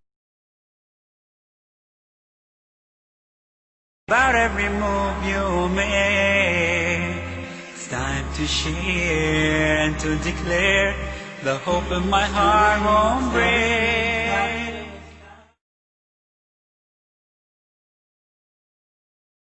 তাহলে শরিয়াতে চারটা জিনিস আছে: পবিত্র কোরআন, সহিহ হাদিস। কোন সহিহ হাদিস কোরআনের বিরুদ্ধে যাবে না, কোরআন এক নম্বর, তারপর সহিহ হাদিস। এই হাদিসগুলোর মধ্যে কাজের চেয়ে কথার গুরুত্ব অনেক বেশি, নবীজির নির্দেশের গুরুত্ব তার কাজের চেয়ে বেশি। তারপর তিন প্রজন্মের রেখে যাওয়া দৃষ্টান্ত, সাহাবিগণ, তাবেইন, একজনের চেয়ে কয়েকজনের মতের গুরুত্ব বেশি। তারপরে হলো কিয়াস। আমরা এই নিয়মটা মেনে চলবো কোরআন আর সুন্নাহ। কিন্তু সব গ্রুপই তো বলে আমরা কোরআন এবং সুন্নাহ মেনে চলি, কেউ তো বলে না যে তারা কোরআন সুন্নাহ মেনে চলে না। এখন কোরআন আর সুন্নাহ মানব কিভাবে? যেভাবে আমাদের নবীজি আর সাহাবীগণ বুঝেছিলেন, তিন প্রজন্ম যেভাবে বুঝেছিলেন। সাহাবীগণ বলেছেন যে আমাদের নবীজি মুহাম্মদ সাল্লাল্লাহু আলাইহি ওয়াসাল্লাম বলেছেন সেরা প্রজন্ম হলো আমার প্রজন্ম, তারপরের প্রজন্ম আর তারপরেরটা। তাই যদি কোনো মতভেদ দেখা দেয় যে কোরআনের অমুক আয়াতের অর্থ কি হবে, আমাদের দেখতে হবে সাহাবীগণ সেটা কিভাবে বুঝেছিলেন। যদি সেখানে না পান তাহলে পরের প্রজন্ম, তাবেইন। সেখানেও যদি না পান তারপরের প্রজন্ম, তাবেইন। এভাবে মেনে চলবো। পবিত্র কোরআনের অনেক আয়াতেই বলা হয়েছে, যেমন মাসা, এর দুটো অর্থ সহবাস করা, শারীরিক স্পর্শ। তারপর সহিহ হাদিস দেখলে জানতে পারবেন যে এটা সহবাস করা, শারীরিক স্পর্শ না, সহজ। একইভাবে পবিত্র কোরআনের কোন আয়াত নিয়ে যদি কোন রকম মতভেদ থাকে তাহলে আমরা সেটার ব্যাখ্যা খুঁজব। যদি কোরআনের অন্য কোনো আয়াতে উল্লেখ থাকে কোরআনে শ্রেষ্ঠ, যদি না থাকে তাহলে নবীজির হাদিস খুঁজে দেখবেন। যদি সেখানে না পান তাহলে দৃষ্টান্ত দেখবেন সাহাবীগণ, তাবেইন আর তাবেইন। শেষ। তাহলে প্রমাণের জন্য হুজ্জা আর কোরআনকে বোঝার জন্য, হাদিস বোঝার জন্য আমাদের সামনে পথ দেখাবেন আল্লাহ এবং তার রাসূল, তারপর সালাফিস সালেহিন। আমরা এইভাবে মেনে চলব। এছাড়াও পবিত্র কোরআনের অনেক আয়াতের দুটো অর্থ হতে পারে। যেমন পবিত্র কোরআন সূরা বাকারায় আছে, আল্লাহর পথে যারা নিহত হয় তাদের মৃত বলো না, বরং তারা জীবিত। অনেকে বলবে তাহলে তো তারা বেঁচে আছে, তাদের সাথে কথা বলতে পারবো। এখন এই শহীদরা যদি জীবিত হয় তাহলে আমাদের নবীজি বেঁচে আছেন। খুব সুন্দর যুক্তি। কিন্তু সাহাবীগণ এটা কিভাবে বুঝেছিলেন? তারা কি ধরে নিয়েছিলেন যে নবীজি বেঁচে আছেন? তারাই কবর দিয়েছেন। তারা নবীজির জানাজার নামাজও পড়েছেন। যুদ্ধের ময়দানে যখন মুসলিমরা শহীদ হয়েছেন, সাহাবীগণ তাদের জানাজার নামাজও পড়েছেন। জীবিত কারো জানাজার নামাজ কি পড়া যায়? না। এখানে কোরআনের আয়াতটা বলছে শত্রুরা যখন উল্লাস করে বলে তোমাদের লোকদের মেরেছি, তবে তাদের সাথে পরকালে দেখা হবে, তারাই সবচেয়ে লাভবান। এখানে শারীরিক বেঁচে থাকার কথা বলা হচ্ছে। যদি শারীরিকভাবে জীবিত থাকতেন সাহাবীগণ কবর দেবেন কেন? তাহলে পবিত্র কোরআনের কোন আয়াত নিয়ে যদি মতভেদ দেখা দেয় তাহলে ব্যাখ্যা খুঁজবেন কোরআন, হাদিস আর সাহাবীগণের বিভিন্ন দৃষ্টান্তে, সেখানে উত্তরটা পাবেন। খুবই সহজ, কঠিন না। বিশেষজ্ঞ হতে হবে না, আপনাকে সামান্য একটু রিসার্চ করতে হবে, সামান্য, বেশি না। এখন আরেক দল লোক আছে, যখন তাদের বলি যে আপনি কোন দলে, আপনার পরিচয় কি, তারা বলে আমি আহলে হাদিস। আমি বলি আহলে হাদিসের অর্থটা কি? তারা বলে আমরা হলাম কোরআন আর সুন্নাহর অনুসারী, কোরআন এবং হাদিস। আমি বললাম ভালো, যুক্তি আছে। আমি তাদের বলি ঠিক আছে, আপনি নিজেকে আহলে হাদিস বলছেন, কিন্তু আমি আমাকে বলি আহলে সহিহ হাদিস, কারণ আমি মানি শুধু কোরআন আর সহিহ হাদিস। অনেক মুসলিম মেনে চলে জয়ীফ হাদিস, আর মওদু হাদিস, আমি আহলে সহিহ হাদিস। যদি এরকম নাম ডাকতে চান, দেখেন অনেক হাদিসে আছে যেগুলো জয়ীফ হাদিস আর মওদু হাদিস, নাবির নিচে হাত বাঁধা এরকম। এখন তারা বলে আহলে হাদিস, আমি বলি আহলে সহিহ হাদিস। যদি এরকম নামে ডাকতে চান, আমি তাদেরকে বলি, ভাই আপনারা আহলে হাদিস মানে কোরআন আর হাদিস পুরোপুরি মেনে চলেন, খুব ভালো কথা। আমি তাদের প্রশ্ন করি, পবিত্র কোরআনের কোন জায়গায় কোন আয়াতে আল্লাহ তাআলা বলেছেন নিজেদের আহলে হাদিস বলে ডাকো? কোন উত্তর দেয় না। এরকম কোন সহিহ হাদিস কি আছে যেখানে নবীজি বলেছেন নিজেদের আহলে হাদিস বলে ডাকো? উত্তর নেই। সেজন্য আমি নিজেকে আহলে হাদিস বলে ডাকি না, আমি নিজেকে বলি মুসলিম। সেজন্য আমি পাক্কা আহলে হাদিস। আপনারা হলেন আংশিক 90-95% অথবা 98%। আমি পুরোপুরি আহলে হাদিস, আহলে সহিহ হাদিস। আপনারা কি বলেন? আপনি যদি কোরআন এবং হাদিস মেনে চলেন, কোরআনের কোন আয়াতে আল্লাহ তাআলা কি বলেছেন আহলে হাদিস বলে ডাকো? কোন সহিহ হাদিসও বলছেন না যে নবীজি বলেছেন নিজেদের আহলে হাদিস বলো।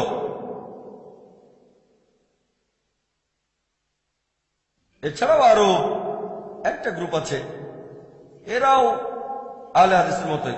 তারা বলে আমরা সালাফি। আমি বলি সালাফি? আমি একজন সালাফি। আমি বলি সালাফি মানে কি? তারা বলে সালাফি অর্থ আমরা মানি সালাফি সালেহিনকে। আমিও তো সালাফি সালেহিনকে মানি। আমি মানে আল্লাহকে এবং তার রাসূলকে এবং সালাফি সালেহিনকে, নবীজি সাল্লাল্লাহু আলাইহি ওয়াসাল্লামের সময়কার প্রজন্ম এবং তার দুটো প্রজন্মকে। তারপর থেকে জিজ্ঞেস করি, কোরআনের কোন জায়গায় কোন আয়াতে কি আল্লাহ বলেছেন নিজেদের সালাফি বলো? তারা বলে না। কোন হাদিস কি আছে যেখানে আমাদের নবীজি বলেছেন নিজেদের সালাফি বলো? তারা বলেন না। তবে সেখানে একজন সালাফি আমাকে একটা হাদিস দেখালো, নবীজি বলেছেন আমি একজন সালাফ। সে উদ্ধৃতি দিল, এটা আছে সহিহ মুসলিমে, পুরো রেফারেন্সটা বলেনি। বললাম ঠিক আছে। আমি সহিহ মুসলিম দেখলাম, চেক করি, এই হাদিসটা আছে সহিহ মুসলিমে, হাদিস নম্বর সম্ভবত 2405 বা 6, 2405-6 এরকম হাদিস, সহিহ হাদিস। তবে এই কথাটা মাঝখান থেকে নেয়া, মাঝামাঝি। পুরো হাদিসটা বলছে যে মুহাম্মদ সাল্লাল্লাহু আলাইহি সাল্লাম তার মেয়েকে বললেন, ফাতিমা রাদিয়াল্লাহু আনহাকে, যে আমি একজন উৎকৃষ্ট সালাফ তোমার জন্য, আমি একজন উৎকৃষ্ট সালাফ তোমার জন্য। এখানে বাবা বলছেন তার মেয়েকে। এখন নবীজি মুহাম্মদ সাল্লাল্লাহু আলাইহি ওয়াসাল্লাম তার মেয়েকে বললেন হযরত ফাতিমা রাদিয়াল্লাহু আনহাকে যে আমি একজন উৎকৃষ্ট সালাফ। আরবি ভাষায় এই সালাফ শব্দটার অর্থ হচ্ছে পূর্বসূরি, পূর্বপুরুষ। তাহলে আমি যদি আমার মেয়েকে বলি আমি তোমার সালাফ, সমস্যা নেই। একজন আরব খ্রিস্টান যদি তার মেয়েকে বলে আমি তোমার জন্য সালাফ, কোনো সমস্যা নেই। অর্থের দিক থেকে কোনো সমস্যা নেই। তবে ইসলাম অনুযায়ী পূর্বপুরুষ, হ্যাঁ, মুহাম্মদ সাল্লাল্লাহু আলাইহি সাল্লাম তার মেয়ের জন্য উৎকৃষ্ট সালাফ। তবে আমাদের মধ্যে প্রত্যেকেই হয়তো তার মেয়ের জন্য উৎকৃষ্ট ইসলামিক সালাফ নয়। হয়তো সেই সন্তান বাবার চেয়ে আরো বেশি ইসলামিক। তাহলে প্রত্যেক বাবা মাই সন্তানকে এটা বলতে পারে না। যদি সালাফের শব্দগত অর্থটা ধরেন, বিশেষজ্ঞদের মতে, সালাফিদের মধ্যে অনেক বিখ্যাত বিশেষজ্ঞ আছেন, তারা বলেন বর্তমানে কেউ বলতে পারে না যে সে একজন সালাফ। কেন? আমরা খালাফ, আমরা পরে এসেছি। সালাফগণ ছিলেন আমাদের আগে। তাহলে আগের মানুষদের সাথে তুলনা করলে আমরা খালাফ। হ্যাঁ, আমরা সালাফ হতে পারি আমাদের সন্তান, নাতি, নাতনি, বংশধরদের জন্য। তাহলে টেকনিক্যালি আমরা সালাফ হতে পারি, ইসলামিক্যালি না। ইসলামিক্যালি আমরা খালাফ। ক্লিয়ার? আমি একবার অস্ট্রেলিয়ায় গিয়েছিলাম, সেবারে ওখানে প্রথম গিয়েছিলাম লেকচার ট্যুরে। যারা ডেকেছিলেন মাশাআল্লাহ তারাও কোরআন সুন্নাহ মেনে চলেন, সহিহ হাদিস। তারা ইনভাইট করলেন, যথাসময়ে আমি অস্ট্রেলিয়ায় পৌঁছালাম। তারপর সেই শহরেও পৌঁছে গেলাম। আমি তাদের নাম বলবো না, সবাই খুব ভালো মাশাআল্লাহ। রাতের বেলায় আমরা পৌঁছালাম, আমার সাথে আমার ক্যামেরা ক্রুরাও ছিল। তখন আমরা সবাই সেখানে নামাজ আদায় করলাম। তাদের একজন বলল, আরে আপনারা তো আমাদের মতো করে নামাজ পড়েন। আমি বললাম আপনাদের মতো করে মানে? আমি নবীজির মতো করে নামাজ পড়ি। তারা বলছে আপনারা তো আমাদের মতো করে নামাজ পড়েন, আপনাদের মতো করে মানুষটা কি, আমরা নবীজির মতো করে পড়ি। এই গ্রুপের অনুসারীরা মাশাআল্লাহ কোরআন সহিহ হাদিস মেনে চলে। তবে তাদের বলা উচিত ছিল, দেখে ভালো লাগলো আপনারা নবীজির মতো করে নামাজ পড়েন, আমাদের মতো করে না। আমি তো তাকে দেখে নামাজ পড়ছি না, আমি আগে থেকে নামাজ পড়ছি। আমি তার মতো করে পড়ছি না, আমি নবীজির মতো করে নামাজ পড়ছি। আর আলহামদুলিল্লাহ সেও নবীজির মতো করে পড়ছে। তার বলা উচিত ছিল, দেখে ভালো লাগছে নবীজির মতো করে নামাজ পড়ছেন, কিন্তু সে বলল আরে আপনারা তো আমাদের মতো করেই পড়ছেন, খুব খুশি। তারা আগে আমার ভিডিও ক্যাসেট দেখেছিল। ডক্টর জাকির কম্পারেটিভ রিলিজিয়ন নিয়ে যে কথাগুলো বলেছে সেগুলো সঠিক, কিন্তু আমার আকীদা তারা জানে না যে আমার ধর্মবিশ্বাস কেমন, সেজন্য তারাও বেশি উৎসাহ দেখায়নি। তবে দেখেছে আমি কম্পারেটিভ রিলিজিয়নের উপর একজন স্পেশালিস্ট, ক্যাসেটে ভুল কিছু খুঁজে পাইনি, কিন্তু তারা আমার আকীদা জানে না কিভাবে নামাজ পড়ি। তাই কিছুটা না জানে আমন্ত্রণ করলো। তারপর নামাজ পড়তে দেখে খুব খুশি হলো, আপনারা তো আমাদের মতো করে পড়েন। বললাম না, নবীজির মতো করে পড়ি। তবে তারা সবাই খুব ভালো মাশাআল্লাহ। সেখানে আমি কিছু লেকচার দিলাম। তারপর যখন ডিনার খেতে বসলাম আমরা, তখন আমরা আলোচনা করলাম। সেখানেও আমি আজকের মতোই বললাম আমি একজন পাক্কা হানাফি, পাক্কা শাফি, পাক্কা হামলি, পাক্কা আহলে হাদিস। যখন সালাফি প্রসঙ্গ আসলো বললাম আমি পাক্কা সালাফি। তবে কোরআন বলছে না নিজেদের সালাফি বলে রাখো, অথবা কোন সহিহ হাদিসও নেই যেখানে নবীজি বলেছেন নিজেদের সালাফি বলো। প্রায় সবাই আমার সাথে একমত হলো, শুধু একজন বাদে। এক ভাই একমত হলো না, অন্য সবাই বলল মাশাআল্লাহ জাকির ভাই আপনার সাথে আমরা একমত। একজন ভাই আমাকে প্রশ্ন করলো, ভাই জাকির, শেখ নাসিরউদ্দিন আলবানীর নাম শুনেছেন? বললাম হ্যাঁ, তাকে চিনি। তাকে কেমন মনে করেন? বললাম মাশাআল্লাহ, উনি আমাদের সময় শ্রেষ্ঠ মুহাদ্দিসদের একজন, কয়েক বছর আগের কথা। শেখ নাসিরউদ্দিন তখন জীবিত ছিলেন রহিমুল্লাহ, আল্লাহ তাকে শান্তিতে রাখুন। আচ্ছা, তার কথা মানেন? হ্যাঁ, তিনি বিখ্যাত বিশেষজ্ঞ, তাকে শ্রদ্ধা করি, ভালোবাসি, তাকে সম্মান করি। আচ্ছা, আমি ওনার কথার উদ্ধৃতি দিচ্ছি। সে ইন্টারনেটে গিয়ে albani.com থেকে ডাউনলোড করলো ওনার ফতোয়া। এখন এই ফতোয়ার উত্তর দেন শেখ নাসিরউদ্দিন আলবানী, আল্লাহ তাকে শান্তিতে রাখুন, তাকে শ্রদ্ধা করি, ভালোবাসি, সম্মান করি, আমি তার প্রশংসা করি। মুসলিম বিশেষজ্ঞদের মধ্যে এই ব্যাপারে দুটো গ্রুপ আছে। এক গ্রুপ বলেন সালাফি বলে পরিচয় দেওয়া ফরজ, শেখ আলবানী হচ্ছেন সেই দলে। এই বিশেষজ্ঞরা বলেন সালাফি বলে পরিচয় দেওয়া ফরজ। আমি বললাম আলহামদুলিল্লাহ, যদি কেউ প্রমাণ করে দেখাতে পারে কোরআন এবং হাদিস থেকে, আজকে প্রমাণ দিলে আমি আজকে থেকে সেটা পালন করতে শুরু করব। তবে আমি চেক করে দেখব, যদি কেউ আজকে আমার সামনে প্রমাণ করতে পারে কোরআন আর হাদিস থেকে যে সালাফি পরিচয় দেওয়াটা ফরজ অথবা আহলে হাদিস বলা ফরজ, আমি পালন করব। অথবা নিজেকে হানাফি পরিচয় দেওয়া ফরজ বা মালিকি বলা ফরজ, আমি সেটা পালন করব। আমি আমার ধর্মের লেভেল হিসেবে নিজেকে বলতে চাই একজন মুসলিম। যখন সেই ফতোয়াটা পড়লাম শেখ নাসিরউদ্দিন আলবানীর, তিনি তার সময়ের একজন সেরা বিশেষজ্ঞ, তিনি বলেছেন যে ইমাম হানিফা বলেছেন, একটা হাদিসের উদ্ধৃতিও দিয়েছেন যে ইসলামে ৭৩টা দল হবে, সবাই দোজখে যাবে, শুধু একটা দল বাদে, সেই দলটা হলো জামা। আর এই জামা শব্দটার অর্থ প্রথম ৩টা প্রজন্ম, হাদিসটা আছে সহিহ বুখারীতে। হ্যাঁ, আমিও সেটা মানি। তিনি বলেছেন, আবু হানিফার উদ্ধৃতিতে ইমাম আবু হানিফা বলেছেন যে জামা অর্থ অনুসরণ করা সাহাবীগণ এবং তার পরের ২ প্রজন্মকে সালাফি সালেহীন। বললাম আমি তো সেটা মানি। সে আমাকে আরো দেখালো ইবনে তাইমিয়ার উদ্ধৃতি, এটা বাধ্যতামূলক যে তোমরা মেনে চলবে সালাফি সালেহীনকে। বললাম আমি তো মানি। তারপর সে ফতোয়া দেখালো ইমাম শাফির, এটা বাধ্যতামূলক, তোমরা মেনে চলবে ৩ প্রজন্মকে, ধার্মিক পুরুষদের। বললাম আমি তো মানি, সমস্যাটা কোথায়? ইনারা কি বলেছেন নিজেদের সালাফি বলে ডাকো? আবু হানিফা এই কথা বলেননি, ইমাম শাফিও কখনো বলেননি, শেখ ইবনে তাইমিয়াও বলেননি। লোকে মনে করে বলেছেন, আসলে বলেননি। তাহলে কোরআন হাদিস থেকে প্রমাণ করা যাচ্ছে না যে নিজেদের বলতে হবে সালাফি। এটা হলো একটা কিয়াস, শেখ নাসিরউদ্দিন আলবানীর দেয়া যুক্তি। আমি তাকে শ্রদ্ধা করি, তিনি একজন বিখ্যাত বিশেষজ্ঞ, আমি তাকে সম্মান করে ভালোবাসি। শেখ নাসিরউদ্দিন আলবানীকে একজন ইউজার প্রশ্ন করেছিল, ইন্টারনেটে albani.com গেলে দেখতে পাবেন, তিনি সেখানে যুক্তি দিয়েছেন কেন আমরা নিজেদের সালাফি সালেহীন বলবো। একজন প্রশ্নকারীর সাথে তার আলোচনা হচ্ছে। প্রশ্নকারী এক জায়গায় বলছে আমি একজন মুসলিম।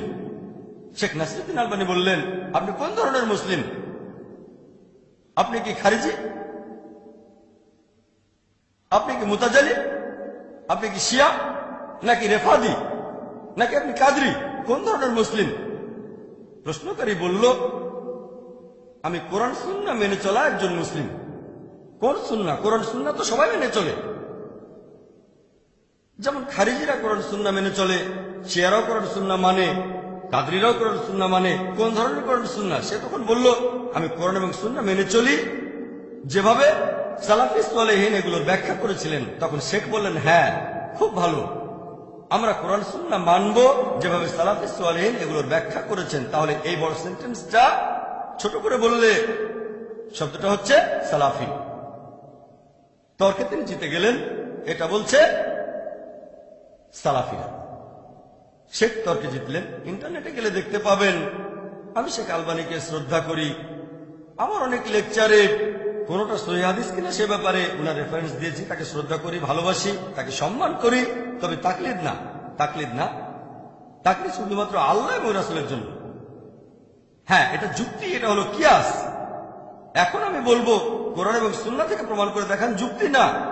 আলহামদুলিল্লাহ, সুম্মা আলহামদুলিল্লাহ, আল্লাহ আমাকে যথেষ্ট যুক্তি বুদ্ধি দিয়েছেন, সুম্মা আলহামদুলিল্লাহ।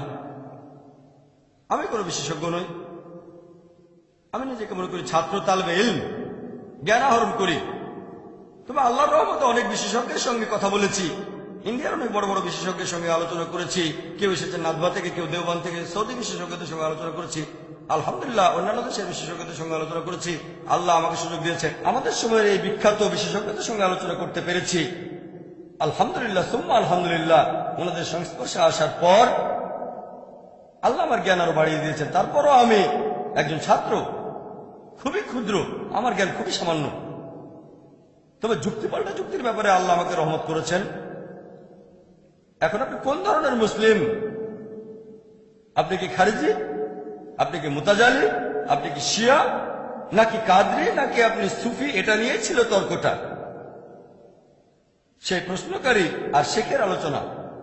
তখন সেই প্রশ্নকারী বলল, আল্লাহ তো কোরআনে বলেছেন নিজেদের মুসলিম বলে ডাকো। শেখ উত্তর দিয়েছিলেন, ইসলাম ছিল তখন মাত্র এক দল, এখন অনেক আলাদা দল।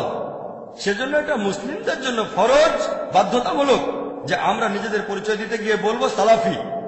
যুক্তি। এখন আমি উত্তর দিচ্ছি। তর্ক সেখানে শেষ হয়ে গিয়েছিল। শেখ নাসিরউদ্দিন আলবানী সেই তর্কে জিতেছিলেন। আমার সাথে তর্ক করা লাগবে না। কোরআন হাদিস থেকে প্রমাণ করে দেখান, ডক্টর জাকির নায়েক সাথে সাথে মেনে নেবে। বিতর্কে আলহামদুলিল্লাহ, সুম্মা আলহামদুলিল্লাহ, আল্লাহ আমাকে রহমত করেছেন। বিতর্কের ক্ষেত্রে আলহামদুলিল্লাহ, আল্লাহ আমাকে ক্ষমতা দিয়েছেন। এখন আমি উত্তর দিচ্ছি, শেখ আলবানীকে আমি শ্রদ্ধা করি, আমি ওনার কাছে একবারে তুচ্ছ। শেখ নাসিরউদ্দিন আলবানীর তুলনায় আমি সমুদ্রের কাছে এক ফোঁটা পানি। প্লিজ আমাকে ভুল বুঝবেন না। আমার অনেক লেকচারে ওনার রেফারেন্স দিয়েছে মাশাআল্লাহ, তাই আমাকে ভুল বুঝবেন না। ওনাকে শ্রদ্ধা করে ভালোবাসি, তবে তাকলিদ নেই। আমি বলবো, আচ্ছা, আপনারা যদি আমাদের নবীজির জীবন কাহিনী দেখেন, উনি কোনো হাদিসে বলেননি, পবিত্র কোরআনে এমন কোন আয়াতও দেখাননি যে নিজেদের সালাফি বলতে হবে। সেজন্য আমি বলবো না। এখন যুক্তি। আমাদের নবীজির সময়ও অনেক ভণ্ড লোক ছিল, মুনাফিক। ঠিক, তারা ছিল মুনাফিক। সাহাবীগণ নামটা বদলাননি তাদের। এরপরে ছিল খারিজি, খাওয়ারিজ, খারিজাই। তারা নিজেদেরকে বলতো খারিজি, লোকজনের লেভেল দিয়েছিল। সাহাবীগণ তাদের বলতেন মুসলিম। সাহাবীগণ কি বলেছেন তাদের নতুন নাম দাও? না, সাহাবীগণ তারপরে তাদের বলেছে মুসলিম। তারপর হচ্ছে মুতাজিলা, তাদেরকেও সবাই বলতো মুসলিম। তাহলে সেই সময় ধর্ম নিয়ে মতভেদ ছিল? এমন না তো ছিল না। এবার মূল প্রসঙ্গে আসি, যে শেখ নাসিরউদ্দিন আলবানী বলেছেন আমাদের পরিচয় দিতে গিয়ে বলা উচিত সালাফি। আমার প্রশ্ন, কোন সালাফি? কোন সালাফি? আমি প্রশ্ন করব, সালাফিদের মধ্যে এখন গ্রুপ আছে। আপনি কি কুতুবি নাকি সুলুরি নাকি মাদখালি? আরো কয়েকটা গ্রুপের নাম আমি বলতে পারি। দেখেন, আমি কারো বিরুদ্ধে বলছি না, প্লিজ আমাকে ভুল বুঝবেন না। আমি কাউকে ছোট করতে চাচ্ছি না। তবে সালাফিদের মধ্যে এখন অনেক গ্রুপ আছে। আপনি যদি কখনো ইংল্যান্ডে যান, মাশাআল্লাহ, সুবহানাল্লাহ, আল্লাহু আকবার, অনেকগুলো গ্রুপ আছে। আর সেখানে প্রত্যেকটা গ্রুপ আরেক গ্রুপের সাথে লড়াই করছে আর বলছে অন্য সালাফি গ্রুপগুলো কাফির। নাউজুবিল্লাহ। সময় পেলে এই প্রসঙ্গে পরে আলোচনা করব। এখন আপনি কোন সালাফিদের দলে যাবেন? আপনি যে লেভেলটায় বসাবেন সেখানে একটা পর্যায়ে বিভক্তি চলে আসতেই হবে। যখন শিয়ারা আসলো তখন লোকজন বললো আমরা সুন্নি, নতুন গ্রুপ হলো আহলে সুন্নাহ ওয়াল জামাত। তারপর সেখানেও বিভক্তি সৃষ্টি হলো হানাফি, শাফি, হামলি, মালিকি। তারপর আরো নতুন গ্রুপ আসলো সালাফি, আহলে হাদিস। এগুলোর মধ্যে গ্রুপ আছে। যখনই আমরা মানুষরা কোনো কিছুতে একটা লেভেল বসাবো সেটা নিয়ে মতভেদ হবেই। এমনকি আমাদের ধর্ম নিয়েও অনেক ব্যাপারে মতভেদ হবে, সেটা আল্লাহ তাআলা বলেছেন। শুধুমাত্র মানুষের দেয়া লেভেলে মতভেদ হয় না। আপনি কি ভাবছেন আল্লাহ জানতেন না? আল্লাহ জানতেন মুসলিম উম্মার মধ্যে অনেকগুলো ভাগ হবে। আল্লাহ কোরআনের কথা বলেছেন, নবীজিও বলে গিয়েছেন। তবে নবীজি বলেননি নিজেদের পরিচয় দাও আহলে হাদিস অথবা সালাফি। আহলে হাদিস কোন আহলে হাদিস?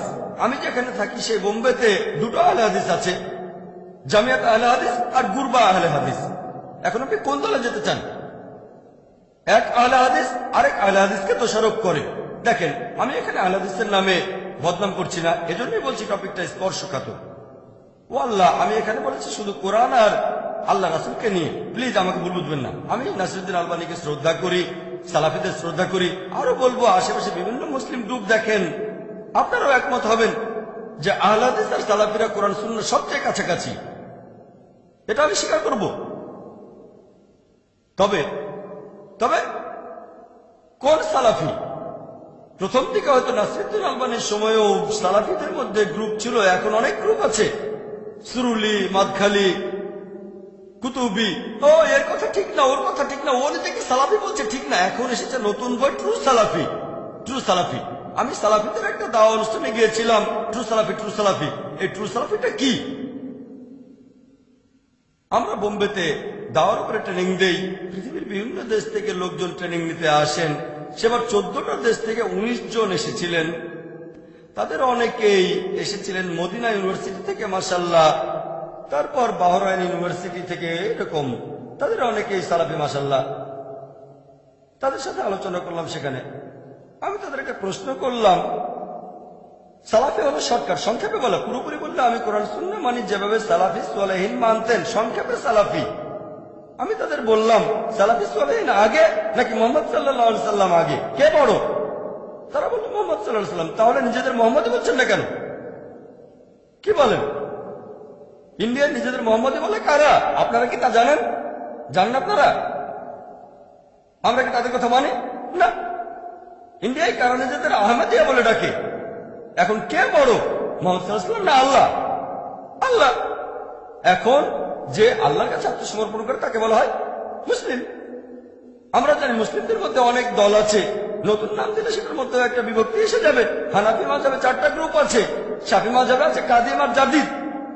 তারপরে আহলে হাদিস কাশ্মীরে গেলে দেখবেন অনেক আহলে হাদিসের গ্রুপ আছে। আর কেরালায় দেখবেন মুজাহিদি, মুজাহিদি KNM, কেরালা নাজরাতুল মুজাহিদি। কেরালায় তারা নিজেদের আহলে হাদিস বলে না, মুজাহিদি। আপনি যদি সৌদি আরবে গিয়ে বলেন আমি আহলে হাদিস, তারা বলবে সেটা আবার কি? সৌদি আরবে খুব কম লোক জানে আহলে হাদিস শব্দটা কি। তারা সালাফি শব্দের সাথে পরিচিত। তবে সালাফি আর আহলে হাদিস দুটো আসলে একই রকম, শুধু নামটা আলাদা। কিছু দেশে দেখবেন আনসারি, ঠিক? তাহলে এক এক জায়গায় এক এক নাম। আর ইন্ডিয়ার আহলে হাদিসরা অনেক জায়গায় সালাফি নামে পরিচিত, ঠিক? তাহলে আমরা বুঝতে পারছি যে আপনি যদি লেভেল দিতে চান, সালাফির চেয়ে মোহাম্মদে বলা ভালো, মোহাম্মদের চেয়ে মুসলিম আরো ভালো।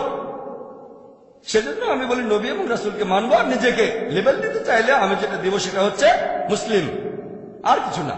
শুরুতেও মুসলিম, শেষেও মুসলিম।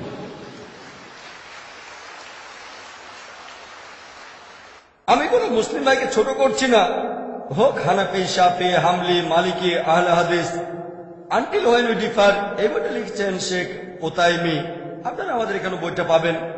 আনটিল হোয়েন উই ডিফার 36 পৃষ্ঠায় শেখ ওতাইমিকে একজন ইন্ডিয়ান প্রশ্ন করল, আমাদের এই দেশে অনেকে নিজেদের বলে ইখওয়ানি আর তাবলিগি, এরা কি সত্যের পথে আছে নাকি ভুল পথে? শেখ ওতাইমি উত্তরে বললেন, যদি কেউ ইসলাম প্রচারের সময়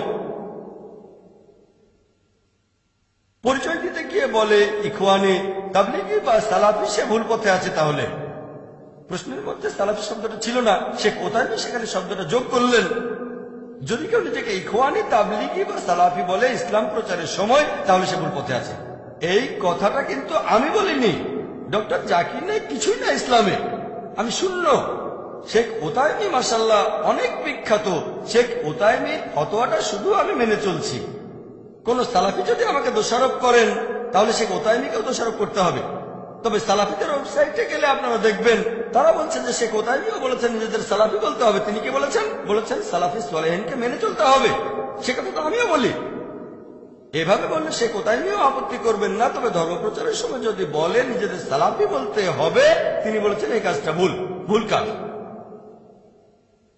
তাহলে শেখ নাসিরুদ্দিন আলবানী এক প্রান্তে ফরজ, শেখ ওতাইমি বলেছেন এটা ভুল। তবে দুজনে এটা মানেন। শেখ নাসিরুদ্দিন আলবানী আরো বলেছেন যদি বলো সালাফি আর ভাবো তুমি শ্রেষ্ঠ, তাহলে সেটা ভুল। শেখ সালেহ ফারজানা বলেছেন যদি ভাবো সালাফি বলে তুমি শ্রেষ্ঠ, তাহলে সেটা ভুল। তাহলে যে বিশেষজ্ঞরা বলেছেন সালাফি পরিচয় দেওয়াটা ফরজ, তারাও বলেছেন যদি বলো সালাফি আর ভাবো আমি শ্রেষ্ঠ, আমি বেহেশতে যাব, অন্যরা যেতে পারবে না, সেটা ভুল। শেখ সালেহ ফারজান, শেখ নাসিরুদ্দিন আলবানী, শেখ বিন বাজ, শেখ ওতাইমি বলেছেন যে সালাফি বলে পরিচয় দেওয়াটা উচিত না। আমি শেখ ওতাইমির মতো কঠিন করে বলবো না। যদি জিজ্ঞেস করেন তাহলে বলবো মুসলিম পরিচয় দেওয়াটাই সবচেয়ে ভালো। যদি কেউ নিজেকে সালাফি বলে পরিচয় দেয়, কোন কোন ক্ষেত্রে সেটা মুবাহ, ভালো, শর্টকাট। আমি বলছি না এটা হারাম, আমি এটাকে হারাম বলছি না। তবে সবচেয়ে ভালো সেফ, 100% সেফ মুসলিম। এটা নিয়ে বিশেষজ্ঞদের কোনো মতভেদ হবে না। যদি কেউ সংক্ষেপে বলতে চায়, পুরো কথাটা হলো মানে কোরআন, সুন্নাহ, সালাফি, সালেহিন, শুধু এটা বোঝানোর ক্ষেত্রে।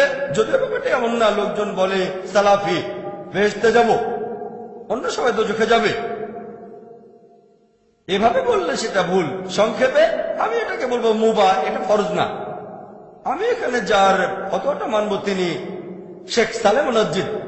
শেখ সালেহ মুনাজ্জিদ বলেছেন যদি এটা বোঝাতে চান যে আপনি উদ্ভাবনকারীদের দলের নন, তাহলে কোনো সমস্যা নেই। কিন্তু যদি কেউ বলে আমি সালাফি বলে শ্রেষ্ঠ, তাহলে সেটা ভুল। তিনি নবীজির একটা হাদিসের উদ্ধৃতি দিয়েছেন। নবীজি যখন মদিনায় ছিলেন, সেখানে আনসার আর মুহাজিরদের মধ্যে একটা কোন্দল হলো। মুহাজির ডাক দিল, ও আনসার তোমরা এখানে চলে এসো। আনসাররা তার কাছে চলে আসলো। তারপর মুহাজির বলল, ও মুহাজির আমাকে সাহায্য করো। নবীজি তার কাছে এসে বললেন, এই জাহেলিয়ার সম্বোধনটার কারণটা কি? এমনিতে আনসার বলে ডাকা কিন্তু খারাপ না, মুহাজির ডাকটাও খারাপ না, কিন্তু এখানে গ্রুপ তৈরি হচ্ছে। আনসার আমাকে সাহায্য করো, মুহাজির আমাকে সাহায্য করো। নবীজি বলেছেন এটা হলো জাহেলিয়ার সম্বোধন। আনসার একটা সুন্দর নাম, আনসার মানে সাহায্যকারী, আমাদের নবীজির সাহায্যকারী। মুহাজির মানে যারা হিজরত করেছে আল্লাহ এবং তার রাসূলের পথে, এটা সুন্দর নাম। তারপর নবীজি বলেছেন এটা হারাম, এটা নিজেকে শ্রেষ্ঠ বানানোর চেষ্টা। এটার উপর ভিত্তি করে আমি বলছি না সালাফি বলা হারাম, আমাকে ভুল বুঝবেন না। তবে সবচেয়ে ভালো হলো মুসলিম। যদি নিজেকে সালাফি বলেন আর কোথাও কোনো ভুল হয়ে যায়, তাহলে আপনি সমস্যায় পড়তে পারেন, দোজখে যেতে পারেন, বিপজ্জনক হতে পারে। যেহেতু নবীজি নিষেধ করেছেন সবচেয়ে সেফ, বলো আমি মুসলিম। এমনিতে আপনি বলতে পারেন আমি পাক্কা হানাফি, পাক্কা শাফি, পাক্কা হামলি, পাক্কা মালিকি, পাক্কা আহলে হাদিস, পাক্কা সালাফি, কোনো সমস্যা নেই। তবে লেভেল এখানে পরিচয় দেবেন মুসলিম।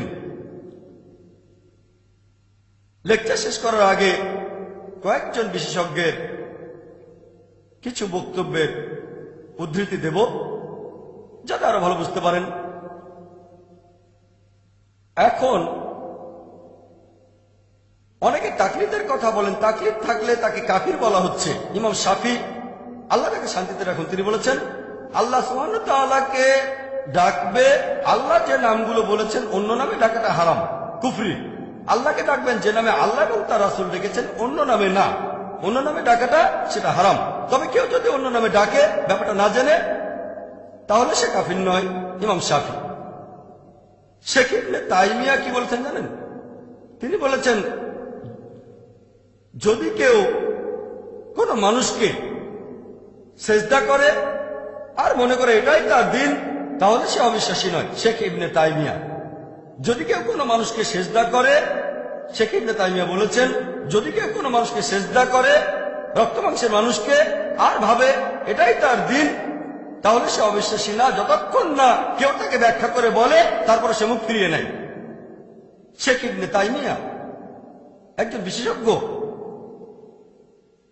এছাড়াও আরো দেখবেন শেখ শাওখানি, তিনি বলেছেন যে যদি কেউ আল্লাহ ছাড়া অন্য কারোর সামনে নতজানু হয় ব্যাপারটা না জেনে, তাহলে সে অবিশ্বাসী নয়। মুহাম্মদ ইবনে ওয়াহাব, আল্লাহ তাকে শান্তিতে রাখুন, তিনি বলেছেন আমরা তাদেরকে অবিশ্বাসী বলি না, তাদের কাফির বলি না যারা আব্দুল কাদিরের মূর্তি অথবা কবরের সামনে নতজানু হয়, অথবা যারা আহমেদ নাকদাওয়ের মূর্তি বা কবরের সামনে নতজানু হয়, তাহলে তাদের কিভাবে অবিশ্বাসী বলি যারা শিরক করে না?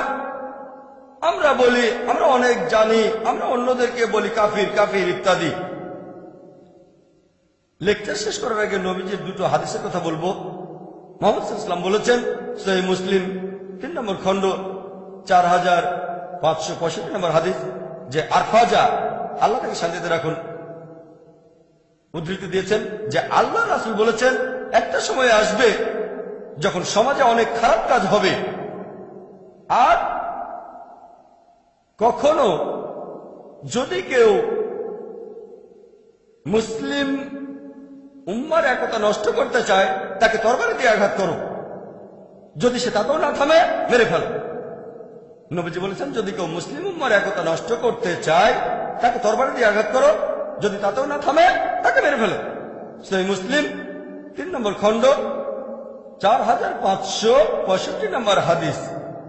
লেকচার শেষ করার আগে নবী সাল্লাল্লাহু আলাইহি ওয়াসাল্লামের আরেকটা হাদিস আপনাদের বলবো। সহিহ বুখারী 4 নম্বর খণ্ড 3606 নম্বর হাদিস। এই হাদিসটা বলে আমি শেষ করব। এখানে হুদায়ফা ইবনে ইয়ামান, আল্লাহ তাকে শান্তিতে রাখুন, তিনি বলেছেন লোকজন নবী সাল্লাল্লাহু আলাইহি ওয়াসাল্লামকে জিজ্ঞেস করতো কোন জিনিসটা ভালো, তবে আমি ভয় পেয়ে নবীজিকে জিজ্ঞেস করেছিলাম কোনটা খারাপ জিনিস। তিনি নবীজিকে জিজ্ঞেস করেছিলেন যে অজ্ঞানতার কারণে আমরা অনেক খারাপ কাজ করেছি, আল্লাহ আমাদের সঠিক পথে নিয়ে এসেছেন, এরপর কি আর কোনো খারাপ কাজ হবে? নবীজি বললেন হ্যাঁ খারাপ কাজ হবে। সেই খারাপের পর কি কিছু ভালো হবে? নবীজি বললেন হ্যাঁ, তবে সেটার মধ্যেও কিছু খারাপ জিনিস থাকবে। সাহাবীগণ তখন বললেন সেই খারাপটা কি? নবীজি বললেন তোমাদের মধ্যে কিছু লোক থাকবে যারা এমন কিছু জিনিস প্রচার করবে যেগুলো আমার সুন্নাহ নয়। সাহাবীগণ বললেন এটার পর আর কোন খারাপ কাজ হবে? নবীজি বললেন হ্যাঁ, কিছু লোক থাকবে যারা তোমাদের দোজখে আমন্ত্রণ জানাবে।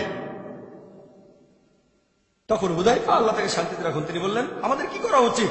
নবীজি তখন বললেন তোমরা তোমাদের মুসলিম দল আর নেতাকে আঁকড়ে ধরে থাকো। সাহাবীগণ বললেন কোন মুসলিম দল আর নেতা না থাকলে কি করব?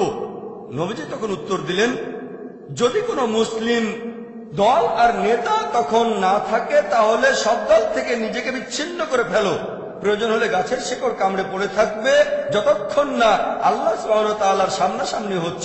ওয়া আখিরু দাওয়ানা আলহামদুলিল্লাহি রাব্বিল আলামিন। في خلق السماوات والأرض واختلاف الليل والنهار والفلك التي تجري في البحر بما ينفع الناس وما أنزل الله من السماء من ماء فأحيا به الأرض بعد موتها وبث فيها من كل دابة وتصريف الرياح والسحاب المسخر بين السماء والأرض لآيات لقوم